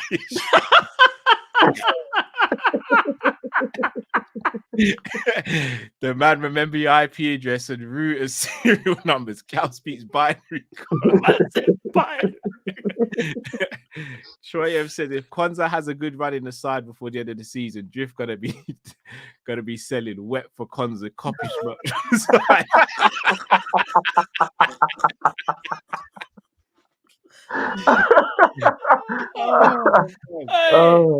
Kwanzaa thing is mad. But big up Kwanzaa though, because listen, one thing I will have to agree with Drift is Drift did say, and now this is where I will agree with him. We were all, talking about trying to get the new centre back. I'm not saying we don't need another one, but Kwanzaa has definitely helped that issue because we thought after the centre backs of VVD, Matip, Ibu, and Gomez that there's no one else that potentially could step up, and he's taken a massive step up to the point where he's in the talk now of like he should be in rotation consistently. So that says a lot about Kwanzaa, man. I still need to sign someone in January though. Yeah, because of the flaws we have at like left back, and I agree with that. And by the way, the t-shirt will actually be me standing on the edge of a boat and Cal and Matt trying to swim onto the boat. That's what the image will actually be. I was the first here to talk about Kwanzaa. You lot used to dog our academy. That was a long time ago, Cal. Oh, H. Check out the Goo Zillionaires cheesecake in Sainsbury's. Okay. I think I might have seen that, By the way, people, we had a breakthrough with Matt the other day. He's getting there. We had a breakthrough. We had a breakthrough. Matt's getting there still. Matt's getting there with the sweet tooth. I'm not on these my level, but I'm starting to understand. You're the Kwanzaa of the group when it comes to sweets and chocolates and confectionery. You're the Kwanzaa. You're showing great form, but you still got a long way to go. I don't know if he's quite that yet, Cal. Hold on, let me see if I can find it. More like Morton. Oh, jeez. No, you're wrong. He understands the assignment. He just can't quite execute it yet. Are you sure? I wish I could find it. What you got? Hold on. Wait there. Give me 1 second. Now carry on the team. Let me see if I can find the team. Jamrock says, take a look at Usman Dion Ande from Sporting. What position he played, Jamrock? No. Can you not see that? Hold on. It's green, but you can see. Oh, yeah. Yeah, you're hooked on those now, still. But I'm not going to lie. These things are all right, These are all right, bro. You're hooked on them. They're right. No, they're nice. Still, they're nice. No, they're bad. Pistachio and almond. That's a combination. M&S. Jeez. Yes, it's serious. Can't lie. Diamonde. Usman Diamonde, I think is how you say it. Okay. He's a centre back. Okay. Is he left-footed? Diamonde. Who's he played for? I don't think I've ever. I don't know, but Sporting. Okay. But Inacio plays. They both play together. So it must be maybe only 19. Maybe he's coming through the ranks. Maybe one of them ones there, isn't it? But he's there, Kwanzaa. Yeah. Is he drift? Is he allowed to be? I don't know. How do the rules go? I'll have to see how good he is. Dean says, so we all know the fake Musiala rumors. LOL. On that note, in a swap deal plus cash, who are you trading him for? So Boz, Mac, Grab, Jones, or Stefan Bishetic? For Musiala, with all due respect, I just say I'm going to rip the band-aid. I say Curtis Jones. Bishetic's a DM, so they're different players, different positions. And out of the four, I believe Szoboszlai, McAllister, and Gravenberch are better than Jones. So go Jones. Oh, no backup, no. No, okay, cool. All right, you man a snake still. The super chats for all of us, not just me. Raw. Matt's pretending he's frozen. Drift ain't saying a damn word. Right, is this how you're not going to leave me out there? All right. Help. You lot filth. Raw, drift off the screen. Okay, I see. So did I freeze? Yeah, you froze. It sounds new provider needs to hurry up, man. I'm not even joking, bro. It's jarring, bro. You lot something else. It's jarring, man. I need to get that new internet, man. Trust. I don't know, bro. I genuinely don't know. Bro, what the hell? What? I genuinely don't know. All right, here's one, boys. So AJ's asking, Alphonso Davies, Kubo, and Kone, or Cavadonna, Andre, and Hincapié? What? Hold on. Take Davies, Kubo. I'll have to go with the latter because I don't know that much about Kubo. I know you lot have been trying to put me onto him, but what Kubo? What Ross that Kubo? What are you saying, mate? Come on, now. Hey, listen, Kubo, problem, he's a problem. He's a problem. He's serious. He's a problem. Yeah. People have been telling me still. Obviously, I saw that he's a Japanese little young international bad boy, but I haven't really seen him play. So I'm probably gonna go option one. We don't address the centre back thing though. And Davies. But Davies, you know what, though? Left wing, right wing, and left back in it. But Hincapié covers the left, but he's not a left back, but he does the left side of centre back team. No, I hear that. But with Davies, but do you know what? Davies, you can actually do the inverted thing with because who's burning him for pace? And Kubo and Kone, what's his crap? Boom! That is with Konate and Alphonso Davies, you could literally play at the halfway line. You could literally just play two at the back. Yeah, you could literally play halfway line football. I think I would go option one. Yeah, option one. All right. Anything you guys want to ask me as Island Dijk boys before we sign off? So, Sean, just quickly, what was it that you were so upset about in the whole Merseyside derby? Rumor has it that you was really upset about the Ibu not being, red carded after potentially having 2 yellows. What's your thoughts about that, Sean? Just quickly. Right, referee must have been chilling with Stevie Wonder and Ray Charles. It looked like I read to me, but said the referee no one forgive nothing. Boy, since club did come out and talk about replay match, which is a damn travesty, but red card for Ibu, man. I mean, boy built like the Eiffel Tower and Guna Lee, but him did drag up my boy and him should have seen red car. Ashley Young, him did get skinned out by Diaz car. Him did look like him do salsa and thing, and him did drop the ball literally and figuratively, but Ibu didn't have to see red, man. If we did bring it back to 10 men, we did back the team still. Tarkovsky was a warrior, man. Warrior. Real warrior. I'm proud of the boy, them, man. Proud of the boy, them. Jordan, do him thing at the back as usual, and great weight at the back as well, young kid. Yeah, me like when I see, hard ball we playing at the park, and the Corey and Anana, not the dirty one there, Manchester, the real Anana, Boy can play in feet, not the dirty stuff out Old Trafford, but yeah, Anana we can ball still. Me did a couple months say he should take the trip over to the red side of Mersey.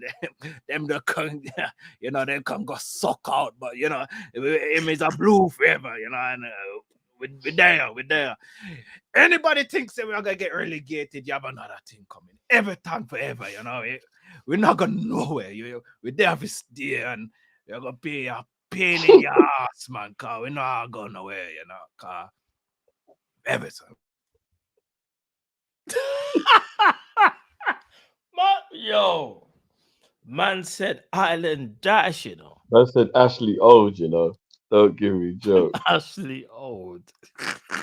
You know what? Before I forget, So them do me now. Try to cut off my microphone like say me I do a war speech, bomber cloud cheek. Me there again. Anyway, everybody.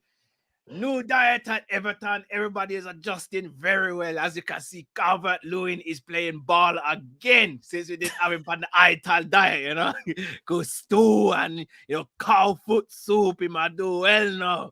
No injuries in the back room. So yeah, blessings to everybody who does support Everton. Blue side forever. Balalala.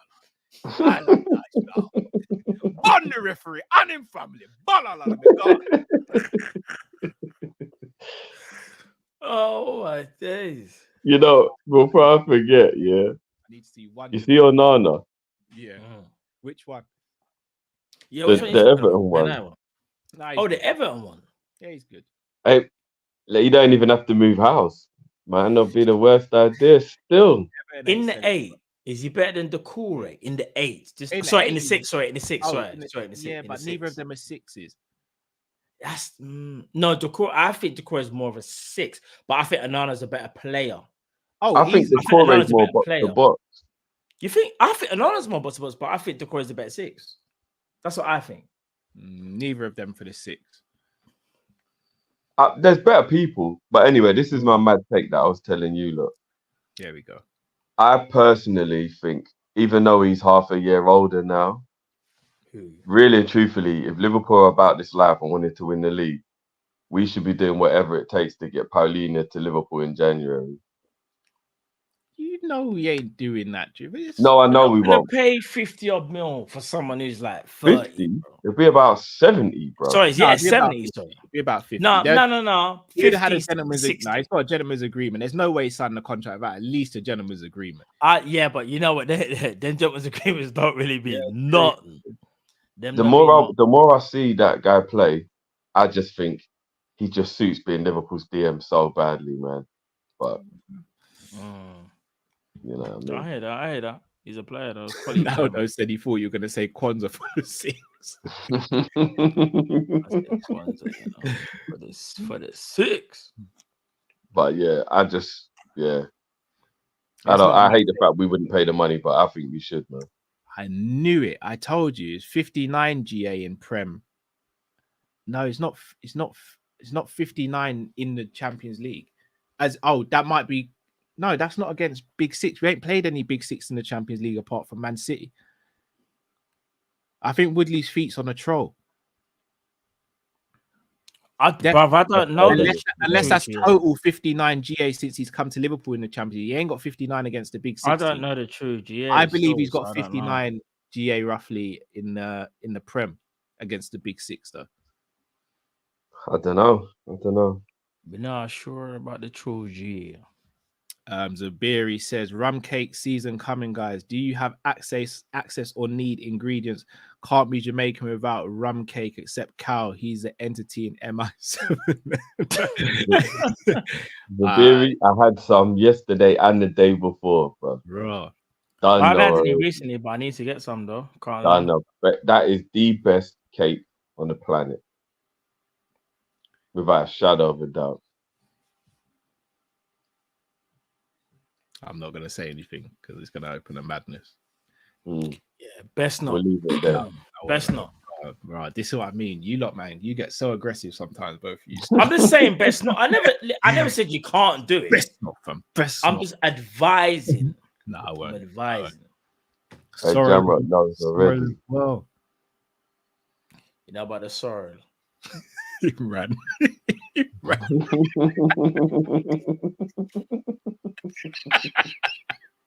I see Imran likes his cupcake.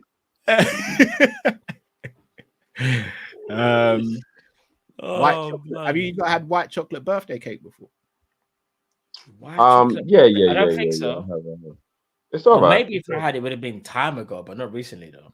I don't think you've had a not recently. If you're just fobbing it off like that. Man said if it's not, yeah, if you kind of like that, yeah, that's it properly. I'll get one for Christmas and I'll share it up for us.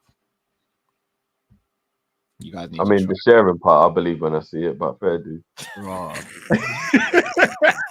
I didn't do that to you, lot, man. I wouldn't do that to you, lot. No, I believe you'd buy me my own one, but sharing it? No, I share it because I can't. I think you should rephrase that. You'd buy. I've gone to the days where I can buy a birthday cake for myself and just eat it. I can't do that anymore. Are you sure? I can't. No, I can't. So when you convince yourself, oh, it's a special time, like it's Christmas. No, I can't. Not a birthday cake anymore. I was doing that when I was doing sports regularly. I can't do that in my current. I said a birthday cake, you know. Yeah, it was mad. It was mad. I just remember the first time the missus saw it and she was like, "Oh, whose birthday is it?" And I was just, that is an awkward conversation, isn't it? Like that is so mad. You made me say for better or for worse, you know. No, this was before we got married.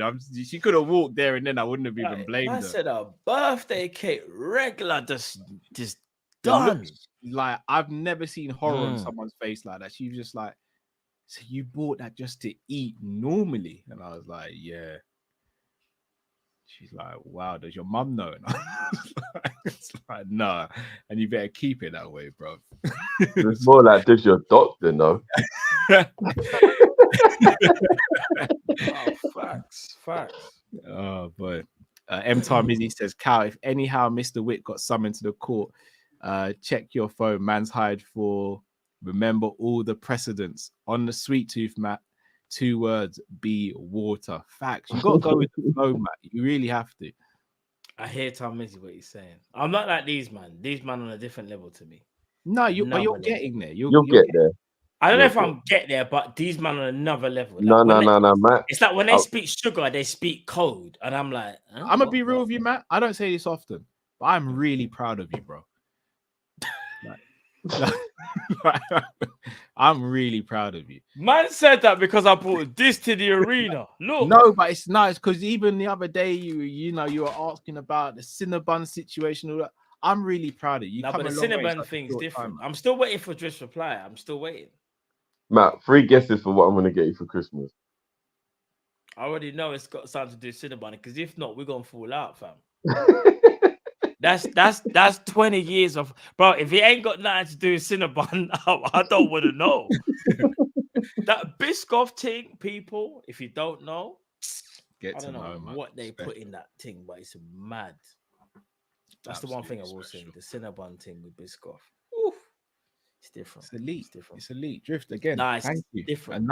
Another game changer. I need to be on the diet thing, and I've tried actually because I've actually cut down some pounds, but some of these things that these men are doing, not like that. Pause. But yeah, some of the sugar things is crazy. It's crazy, bro. No, but I also am exercising. I'm eating pretty clean at the moment as well. That's the thing. You're exercising, and yeah, I'm not. Yeah, like I'll go for a run and I'll do gym tomorrow. Yeah, see, I can't really say that. I'm still. Yo, no, I'm not in that league. No, that's. I'll be honest. You see, if I get that scare, I'll cut everything down. I don't have that amount of sugar on them thing there. Yeah, I'll cut out if I get that scare. If I get that, there's peak, but I'm not in that league. God forbid I'm not in that league. Oh, one for Matt and Drift here. Star Dazing. Drift, is Neymar finished? Also, Ronaldinho clear. No, he's saying is he finished because of the injury. So let me ask you that. All right, so is he finished? I'm not too sure because that injury is very, very. No, because that's what he's asking. Is Matt no said him like a politician. No, Drift. You So know I got quick. this already. Is he finished? It's no one knows because the injury was so. Listen, all jokes aside, ACL and meniscus. I don't know how anybody recovers from that and can kind of get back to where they are. And also for the Ronaldinho clear thing, again, like Ronaldinho was a game changer. So like Neymar was never seen as a game changer like that. Ronaldinho, it was R9, then it was R10. There were two game changers of how we see football in it. So to say Ronaldinho is clear, Ronaldinho is in his own league. But when you think about is he clear of Neymar, Matt? Is Ronaldinho clear of Neymar? When you say clear, what do you mean by clear? Explain. Explain what do you think clear is? No, but you're laughing, but you ain't told me. Because I'm asking you. If I was to say, what do you think clear is? It's the boss like clear of, I don't know, flipping Cole Palmer. We'd be like, yeah, he's clear. But what does clear mean to you? Is he much better than Neymar? Is he much better? Yeah. Not much better. Is he better? Yes. He's better. Yes. Of course he is. Ability, yeah. But we're talking just pure ability. Same question to you, Drift. I don't know if he's finished. I think the league he's playing in now might help him. Tell him again. Clear. I do worry about his motivation to come back from such a bad injury at his age now, though. So I'll probably say he's finished in terms of he'll never be able to like drag Brazil to a World Cup win or something like that. I think in that kind of way, yeah, I think he probably is, which is upsetting. And I agree with Matt. I think Ronaldinho's better, but I wouldn't say he's clear. To say someone's clear means there isn't even a comparison. There's a massive disparity. Extremely unfair on Neymar. There's a lot of prima donna stuff that went into Neymar's PSG element of his career, but people forget that Neymar is an absolute sensation of a player. So Ronaldinho is better, but I wouldn't say that he's clear. I agree. And this one's for Cal. Cal, who's the top goal scorer for Brazil, bro? Before we go. It's Neymar, isn't it? Oh, really? Yeah. How's that so? Because he's finished. But I've never said he's finished. No, but longevity. I'm asking you. Isn't longevity a big part in football, Cal? In your opinion? Yeah, it is. And quality. Yeah. So would you say Neymar should really be top goal scorer when you consider those things because he always gets injured? Oh no, I think Neymar is quality, but you're not gonna like what I'm gonna say. But if I'm not mistaken, isn't Harry Kane like top goal scorer for England or one of the top? He's not the top goal scorer for England. Not of all time. Yeah, I'm sure he is. Yeah. Of all time. I think so. Yeah. Might be now. Is he all-time goal scorer? If he is, then Mama hold my hands up. Is he all-time? He might be. I'm sure he took Rooney's record. I'm sure. Because I'm gonna be honest, just quickly. I mean, he's got more goals for Brazil than Pele, but has he scored against any of the elite teams like Pele did? Oh, bro, No, I think that's a fair question to ask. I think we just needed to say who's the best striker? All right, who's the best striker? Do you say Brazil's greatest player? No, I never said that. Neymar is one of the greatest players the game has ever seen. When you say greatest, but when you say greatest, not the best, one of the greatest. Not the best. But what's greatest? Is that top 10, top 15? What's let's just say, for example, you put like top 5 from each country or whatever. Neymar goes into the top 5 of Brazil, bro. It's not a debate. I don't know if he does. He's definitely top 5 of his generation. Bruv, Neymar is one of the best players of his generation. Brazil's one of the worst countries to be top 5. Do you know, so imagine Neymar. That's not even being disrespectful, but Brazil, let's not forget about some of the players from yesteryear as well. No. Top 5 in Brazil's history. He probably is, bro. He probably is. Don't know, man. And the reason why I say that is because maybe talent-wise, but delivery, I don't know. But what is that to go through and to still come back and be the same guy, bro? Listen, R9, R10, we always like give them their props, and rightly so, for what they did for the game. You know how much Neymar's had to endure through injuries and still come back and still out, bro. Longevity is man's got 79 goals in 128 games. No, I hear you. You can't talk. This is a very good question from flowers, Lizzie. bro. If Neymar played back in the day when the system was not so much what football was about, do you reckon he'd flourish? I reckon he would have set the world on fire. Yeah. If Neymar was allowed to play without system and defensive responsibility and a lot of the stuff modern football demands on you, he would have been it would have been ridiculous. Could you imagine Neymar in the 10? But Ronaldo and Messi played in the same era, no? Yeah, but they're probably the only two players that you could definitively say are better in this generation than Neymar. Everyone else is a conversation. Whoever you want to say is a conversation. So Neymar might be top 3 of his generation. So let me ask you a question, Matt, for you. Mm-hmm. Would you say Neymar is more of a Brazilian legend than Cafu or Dani Alves? Oh, see, that's... He's more than Dani Alves. I don't know about Cafu. More than Dani Alves. Maybe I think not. Dani Alves is the most winningest player in history, I believe. No, but but that's Neymar's club more level. That's more club level. More influential than Dani Alves. No, Brazil, that's at club level, bro. That's at club level, though. Because Neymar had Brazil on his back for years. Bro, you see, but they didn't accomplish anything. And yeah, he was still the only chance they had. But the one time he wasn't, if I'm not mistaken, the one time he didn't go to a tournament is when Brazil won it. Thankfully, that was when they had a lot of players that had come through and stuff. But Neymar's nearly broke his back. Neymar's never played in those teams that, like, dare I say it, like when Dani Alves came through, obviously Cafu, like he went at them type of team. Let me give you just to put context to it. Neymar was playing alongside Richarlison and Jesus. Do you get what I'm trying to say? Like, so what was the 2019 Copa America squad? Oh, I can't remember that, bro. You got a better memory than me. Because they won it. I couldn't tell you. 2019, I couldn't tell you. But what I'm trying to say is, bro, we don't give man his flowers because of his exploits at club level. But you see, international, he never he doesn't cheat the game, bro.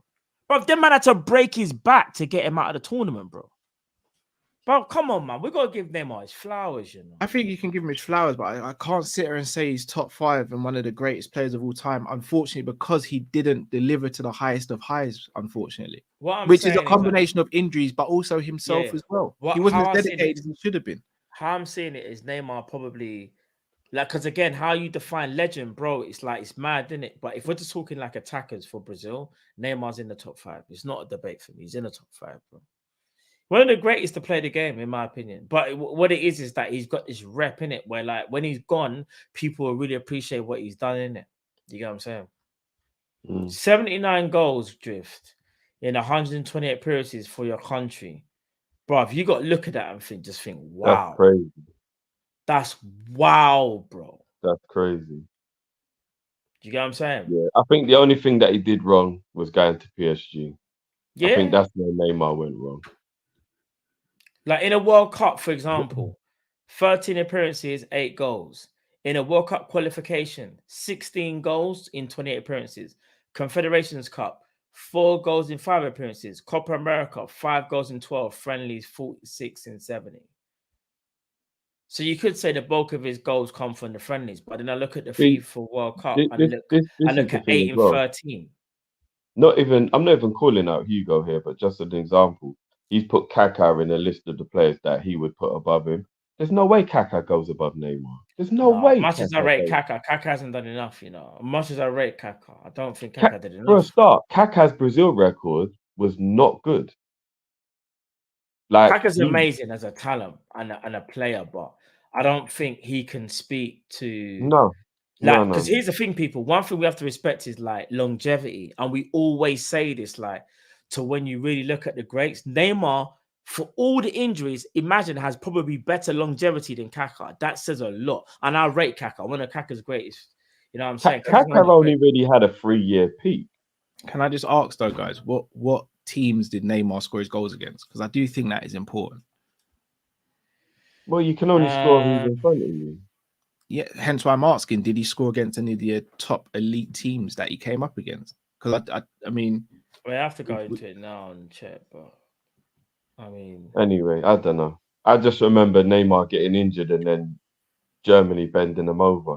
That wouldn't have happened if Neymar was playing in that game. No, you're right. But then you could argue Neymar didn't go to a tournament and Brazil won it without him. So you can argue both ways. Yeah, but that doesn't mean. But you can't say, oh, because the man didn't go, they wouldn't invite me. What effect did he have? No, but that's like you saying that they wouldn't have got bent over by Germany if Neymar was playing. They still probably would have, because their defense was a shambles. No, but no. I don't think if you watch the way how Neymar by himself would have stopped Germany rolling over Brazil that game. No, what I'm saying, in my opinion, is Neymar is so good that teams play Brazil differently. Because Brazil would have had an attacking threat, Cal, and then Germany wouldn't have had the game so easy, and it would have been a totally different game. They would have still rasped up Brazil, bro. I'm not saying that they wouldn't have won the game, but they definitely wouldn't have rasped them up. They wouldn't have. So what, you reckon it would have been a close game? Yeah, because Neymar would have been the difference maker, which he was up in the tournament up until that point. Impossible, bro. Neymar was brilliant, but that Germany team was a well-oiled machine, bro. It was, but they were at home. They had the home crowd. Like, Neymar was playing really well. That's the reason man took him out. A well-oiled machine's always going to batter a team with just one special player. Maybe win the game, but they wouldn't have battered them. But they'd have battered Brazil. They'd have battered Brazil. Since 2010, in competitive games, Neymar's got 33 and 58. Why is that? Just for Brazil or in all comps? This is Brazil, yeah, just Brazil. And then obviously he's got more in friendlies, and rightly so, as you would expect. He's got 46 and 70. Again, I just would love to see who he scored against, who the goals came against. Respectfully. Yeah, but if we're gonna do that, then we might as well just start marking down a lot of strikers, like Harry Kane scoring against, like, you know, them ones that look at like certain teams. No, but hence why I wouldn't sit there and go Harry Kane's been a better striker for England than Alan Shearer or Michael Owen or Wayne Rooney, even though he's got a better goal record. I agree, but all I'm saying is I personally think Neymar, in my opinion, is top 5 for his country. You don't get top goal scorer just by playing bums, like, they don't really use that word, but like teams that aren't of your level all throughout your whole life, bro. You must have done something. Yeah, I just feel like we discredit man because of his off-field activities and rare-tear. But I really rate the player. I think he's exceptional. I think when he's gone, the game will miss him, because it's so mad how Jiff was talking about, like, for example, like the way how the game is played, and like people take inspiration from Neymar. Like, I'm not saying he's on the same level as like R9 or R10, but bro, Neymar was a problem, bro. And I just think that people just think he was just some type of trickster and he just bust out tricks and that's all he done. Neymar was clutch, bro. Very clutch. I'm not denying anything. You know what I'm saying? No, I'm not saying you are, but I'm just saying for the people that might just think he's just some trickster. Bro, I remember when, and again, it's Paris Saint-Germain, but when the chips were against Barcelona, and I saw Neymar rise. One of the best individual. I didn't see Messi in them, and I saw Neymar. But Neymar's that guy, bro. You just got to give man his flowers. Obviously, he's not as good as like longevity-wise Ronaldo or Messi. That the last time we saw Neymar at a top level was when he was actually at Barcelona. Which, if that is the case, that we're looking back in 2015. No, because and this is to what John was just saying about how Neymar was ghosted in the final. The only reason PSG made that final was because of Neymar. Yeah, he was amazing in that campaign. Yeah, he didn't have a good final, but he was amazing in that campaign. He's the only reason they got there. So that's a bit disingenuous to just talk about the one game. But is that just one good Champions League campaign since he left Barcelona? I'm asking these questions. No, it probably is, but he was injured for the other like 2 or 3. Every time PSG have gone out is when Neymar's had an injury and missed the game. But anyway. Top Z says rank in order for Premier League: Cristiano, Salah, Hazard, Bale, Mane. Salah, Mane, Cristiano, Hazard, Bale. Cap. I'm going Cristiano, Salah, Mane, Bale, Hazard. You think Cristiano's Premier League, the 3 or 4 years he's in the Premier League, he was better than Salah and Mane? He's gonna fight. I think he might have been just. Fair enough. I'm going Salah, CR7. Ronaldo kind of unplayable, man. Yeah, I'm going Salah, CR7, Mane, Bale, Hazard. You put Bale above Hazard, he won 2 Prems, you know. Yeah, but how many Prem did Hazard win? Hazard won 2 as well. No, that's what I'm talking about. You put Bale over Hazard. Hazard won 2 Prem. Oh, sorry. Wait. If we're doing that though, Hazard. Sorry. I meant you're right. Sorry, Hazard, Bale. I just realized what you said. Yeah, sorry. Hazard, if that's Bale. the case, Bale Hazard goes over Salah and Mane. Then we're not doing that. No, because we're not doing that. Because obviously they've got a lot of other achieve other than one good season, or arguably 2.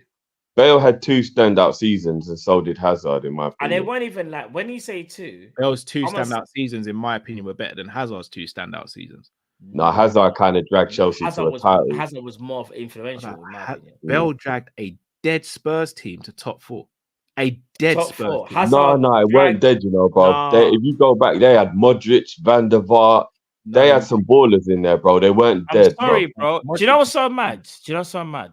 Unless you're Steven Gerrard, a lot of the times your best player will drag you through that mud. Steven Gerrard, even on his worst day, got us to 2nd, didn't it? I know he didn't win the league. We finished 2nd, didn't it? I mean, Suarez was there as well. No, but yeah, I hear that. But you see, Gareth Bale. Gareth Bale, let's keep it a buck. Every man thinks that Gareth Bale was some insane matting. In my opinion, Gareth Bale had an insane. I think it was the 2nd season, but the 1st season was good because I could compare that to Suarez's season before. Suarez just went rogue. You see that season when Suarez scored 30 in all comps. The season before the 12-13 season before the 13-14 season. Yeah, I'd argue Suarez was better than Bale in that season. So I don't want man talking about. I rate Bale, but I think people put Bale on his pedestal a bit too high for me personally. No, Bale was the shit though, bro. 12-13. Suarez, people are forgetting what Suarez done in 12-13. No, we're not. But Suarez wasn't in the list, though, innit? But Suarez was a problem. Dale says, just added it up. Mo got about 60 GNL comps against the big city. It was never 73. I can put my house on it. In fact, no, I won't say that. I won't say that out loud. No, I just don't think so. I'm putting my house on nothing still. Come at home. Man said 2017 in Kiev, like we didn't have a Kiev in goal. Come on, man. Allow it. Stardane says Neymar, the Westbrook of football, stat pad versus bums. That is so disrespectful. I can't even. Man. It's cool though. Rank in order, Jamrock. Messi, Ronaldo, Suarez, and Neymar. Messi, Suarez, Ronaldo, Neymar. I agree. Messi, Ronaldo, Suarez, Neymar. I get you lot don't like Ronaldo. You man are really sleeping on Ronnie, you know. You're sleeping Ronaldo was a madness. Ronaldo had Europe in a chokehold for about a decade. Name me another player that could outshine Messi at Barca. For one season. But Messi, you do realize Messi broke through as a teenager and just won a World Cup the other day, bro. Suarez is a GOAT. He's a GOAT, bro. But he ain't talking to Messi, bro. Should we bring up the stats? We can do. But if you want to do that, let's bring up the season where the calendar year where Messi scored about 90 goals. Let's bring up the stats. No, that's Messi. No. Messi's the goal. What are you talking about? No. Are you talking about? Are you comparing Suarez to Ronaldo? Yes, not Suarez to Messi. You crazy? Let's not do this, man. Look, I love Suarez as a player, but he ain't talking to Ronaldo. You don't think he can talk to him? Father Ronaldo. Are we forgetting what Man United Ronaldo was doing, and then what he did at Real Madrid? I don't care for that. I don't care for that, bro. You don't care for Ronaldo's stats and what he was doing. Luis Suarez got 198 goals in 283 games for Barcelona. What did Ronaldo get for Real Madrid? Okay. I think you'll find he got more goals than games he played for Real Madrid, I believe. Okay, hold on. I remember Ronaldo had Benzema playing for him and who else was on the wing? No. Let's put some context to it. What Benzema that sacrificed himself for the will of good? Yeah, that guy. But let's not act like Benzema wasn't choking. Did Messi sacrifice himself or was Messi getting goals? That's the difference for me. Hold on. Do you know how many times Ronnie put it on a plate for Benzema and Benzema fumbled the bag? Everyone's got recency bias with Benzema. Benzema went through a bad patch in his career, you know, where Ronnie was carrying him. Ronnie was Ronaldo. hold on. Go on, I gotta hear this. Hold on. Let me get the stats. Oh shit! Hold on. So Ronaldo with Benzema sacrificing himself for the greater of mankind, and Di Marie and Van der Vaart and Schneider, and who else was there? Who else was Bale? Let me all hear of this them, man. There got 450. Remember, this is over. Hold on. 1, 2, 3, 4, 5, 6. I know 7. it's a madness. Hear me out. 1. Hold on. 1, 2, 3, 4. Why is it doing that? Sorry, bro. Hold on. 1, 2, 3, 4, 5, 6, 7, 8, 9. So in 9 years, yeah, Ronaldo got 450 goals in 438 appearances. Where everybody had to sacrifice himself for him. I don't, bro. He's got more goals than games. So hold on. So that's in 9 years. In 9 years, it's done, bro. It's done. Combo's done, bro. So in 6 years, Suarez got 198 in 283. Yeah. You're lucky I can't bring up assists because Suarez would have killed him. Literally killed him. You're lucky. Yeah, someone go and find me that stat, please. It's you know it's done though, innit? The conversation's put to bed. What Ronaldo's done in 9 years, Suarez didn't do 9 years. How many years Barca. Hold on? How many years was he at Barca? Yeah. 1, 2, 3, 4, 5. So 6. I remember he got 198. I remember context. He came out of his prime before. All right, so I've just divided 190. How many did you say? Sorry. Suarez got 198. 198 divided by 6 because he was there for 6 seasons. 33 times 9 to give him 9 years. Yeah, 297 goals. Can I just say this though? If he continued scoring at the rate he was scoring at in those, but can we just put context? Was Cristiano Ronaldo the goal scorer, or was he the creator and all being? Suarez was the all being. So this is why I'm going to throw it back at you. So that means we're just going to do the stats thing. Yeah, pause. We're going to do the stats thing. Yeah. Pause. We'll do the stats thing. Yeah. I understand Ronaldo, the goal scorer, is a nutter. In fact, he's an alien. But if we're talking all-round player, because that's why I wanted to add assist to it. Ronaldo was like the goal scorer. Remember, became the goal scorer. Remember,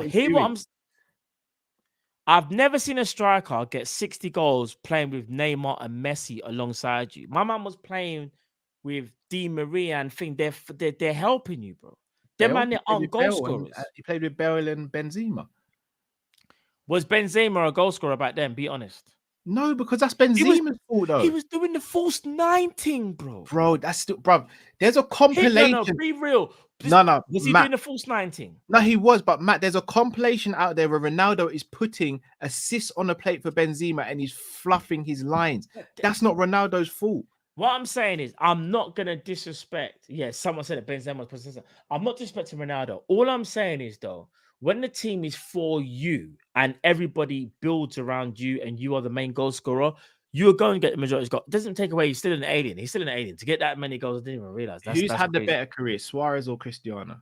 No, of course Ronaldo has. So he's better than you. Got to rank him higher. I would have loved to, if I'm being honest, I would have loved to have seen Suarez at Barca a bit younger and play the same. You see, like if you took away 3 seasons from before he got to Barca and added them to Barca. Effectively, the 3 seasons he was at us, he went straight to Barca. Yeah, Hannah would want us because he's playing with come on, Mama's playing with But you do remember how wasteful Suarez was in the season and a half before he went on in 13. Yeah, but he also got 30 and 31 in his last 2 seasons for Liverpool. No, I know, but he was also wasteful. But remember, that's in a Liverpool. But that's in a Liverpool team that's not creating nowhere near as much. That's true. That's true as well. Listen, Ronaldo is obviously, all jokes aside, he's great art. He's got to be ranked number 2 in this list. He has to be. But what I'm saying is this: I still think Suarez overall is the better player. I think he's actually the better player. Ronaldo's just a better goal scorer. Suarez is the better player, bro. I mean, do we forget that Ronaldo was playing left and right wing before he moved into centre forward position as well? I just think Suarez might be. Let me rephrase it, people, before people start losing their minds. He might be the better player. Might be. Might be the better all-round player. Can someone bring me the assists, please? Because everyone just feels like I'm going on a madness, and I understand it. Can I ask you a It's question? going against the grain. Pause. What did if we're saying he might be the better player, we talk about them in their peak, right? Yeah, but I want to see the assists, bro. With all due respect, then in their peak, what attributes did Suarez have that were better than Cristiano's? I knew he's gonna say that, you know. All right, cool. If we're talking about, okay, you're saying pure attributes. Peak, both at their peak. Suarez had a better first touch. Yes. 50-50. Yes. No. Oh, see, we can't even agree there. No, I'm 50-50 on it. I'm easy to go. People want to give, and I get it. He's done a lot. Suarez has done a lot. But I just feel like people don't want to really give Luis Suarez his flowers, you know. Oh no, 100, bro. If we're not having this conversation about Messi and Ronaldo, then Suarez is probably coming out on top. But in the chat, people, do you not think Suarez got a better first touch than Ronaldo? I think it's 50-50, bro. I've seen them both have mad first touches. This is what I was waiting for. Suarez racism in his prime. This is what I mean, because this is what people want to remember. Yeah, I can separate that for the sake of this conversation. But what else apart from first touch would you say he's got then, man? I'd arguably say he's a better. Oh, this is tough. Okay. Dribbling, Ronaldo's got that. No, dribbling prime Ronaldo. Left foot, I'd say kind of, because Suarez is very good on his left foot, you know. Very, very good. So that finishing is very no. Finishing, Suarez is about it. Hold on, are you talking to Ronaldo's left foot? You know what it is? People need to see the thing that I saw. That 15, I think it was it 15-16 season for Suarez? I'm trying to remember the season. What season was it? It was 15-16. I struggle to think what attributes Suarez had that were better than Cristiano. All right, in 15-16 season, Suarez got 59 in all comps. How many did Ronaldo get in that same season? He got 51. Okay, fair enough. He got 35 in 36 in La Liga. That's mad. Suarez got 40 in 35 mad as well in La Liga. But people, no one wants to help me out and bring the assists. It's all right. You don't want me to drown and dead. So that's all right. I think if you combine, I can't find the assists. I'll be honest, if you combine the assists, I still think Ronaldo's ahead though. I'm not sure. But you know, did someone say Suarez at one point had the most assists of all time? Or am I going mad? There was that rumor going people, around. Am I going crazy here? You might. Can someone bring up the assists? Because I can't find the thing with the assists. I'm not going crazy, people. His assist tally is nuts. Like it dwarfs Ronaldo's in football history. Yeah, please see if you can find it, bro. Oh no, Matt, you've lost, bro. What? What the assists? So most assists in. So Puskás got 404 assists. Pele 369. Messi got 361. Johan Cruyff 358. Thomas Müller 302. Suarez 293. Figo 283. Giggs 277. Ronaldo 268. So less than 20 in it. So 268 to 293. 283. Hold on, what's Ronaldo's? Ronaldo is 268. Yeah. Suarez was 293. And they're obviously still counting the ones that's in the Saudi league, isn't it? This is from September. This was done in September. No, I don't want to hear that. That's from the Saudi team. Man's all built up 260 in the Saudi league. I'm not hearing that, bro. So it's about. I'm only joking. Big up the Saudi league. I'm only joking. Bro. 25 assist difference. It's smaller than what I thought. I'll be honest. It is small. Pause. Yeah, pause. It's not the golfing thing isn't as Cristiano was an android. He still is. It's mad though. I know what people Suarez. I don't know how to explain it to you, man.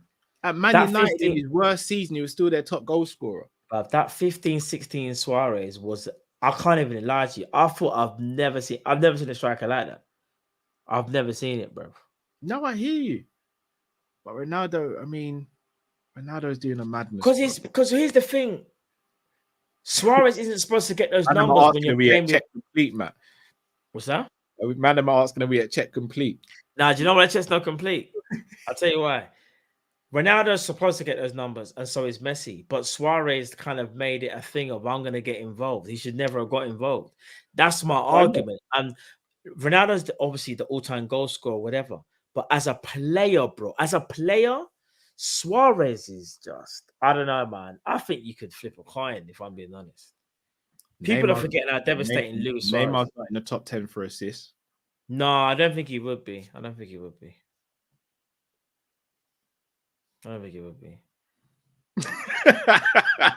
Football gossiper, shut your mouth. Disrespect, shut your mouth, bro. How about the Yo, that's disrespect, right? Man said it stinks, you know. Yo, mind yourself. Nah, money playing, bro. But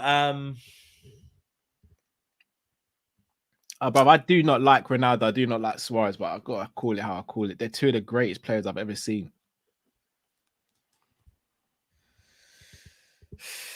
Boy, I don't know, man. I mean, Suarez don't even play ball no more, don't he? I don't know if he still kicks ball. Nah, he's not. Now, I don't think. Yeah. Pimp in distress, aka Pop says Neymar will be back before Thiago and Matt. Nah, that's impossible. I reckon Neymar will be out for about 7 months. I don't think his career is done. If Neymar he's gonna have the best Thiago, people around him as well. We would never speak about Thiago. That's how sad it would be. Yeah. AJ says Ronaldo has 99% of Champions League scoring records. Good for him. Longevity, innit? Obviously, like Suarez, it's so crazy because Suarez won playing champs when he first came to us. These people need to understand that. He wasn't doing it. It's different, bro. But listen, everyone has an opinion, innit? Like, you can say my opinion is stuck, whatever. That's absolutely fine. Like, I don't care, innit? This is why I'm gonna fight Woodland. You guys aren't, innit? I'll get that bag. For us for the people in the chat. But listen, I think all jokes aside, I will say this. I think Luis Suarez is very underrated. And I do think as a complete player, I think there's more of an argument. Yes, you guys are probably right. Ronaldo is probably better, but I think Suarez there's not a clear thing. You know when people say clear, how we were talking about? Yeah. I just think there's a bit of a debate there, in my opinion. Right, man says, big up, don't do Roy, big up Rory, man. Big up Rory Jennings, man. Don't do them things. AJ said, if Messi and CR7 played at Barca, world domination, I would have been, oh gosh, it'd have been mad. There would have been no point of football. I genuinely believe they could have coexisted as well. Like, I know they could have coexisted. I think so. Like, real recognized real, innit? Guy Fawkes says, don't Ronnie have the most assists ever in the Champions League?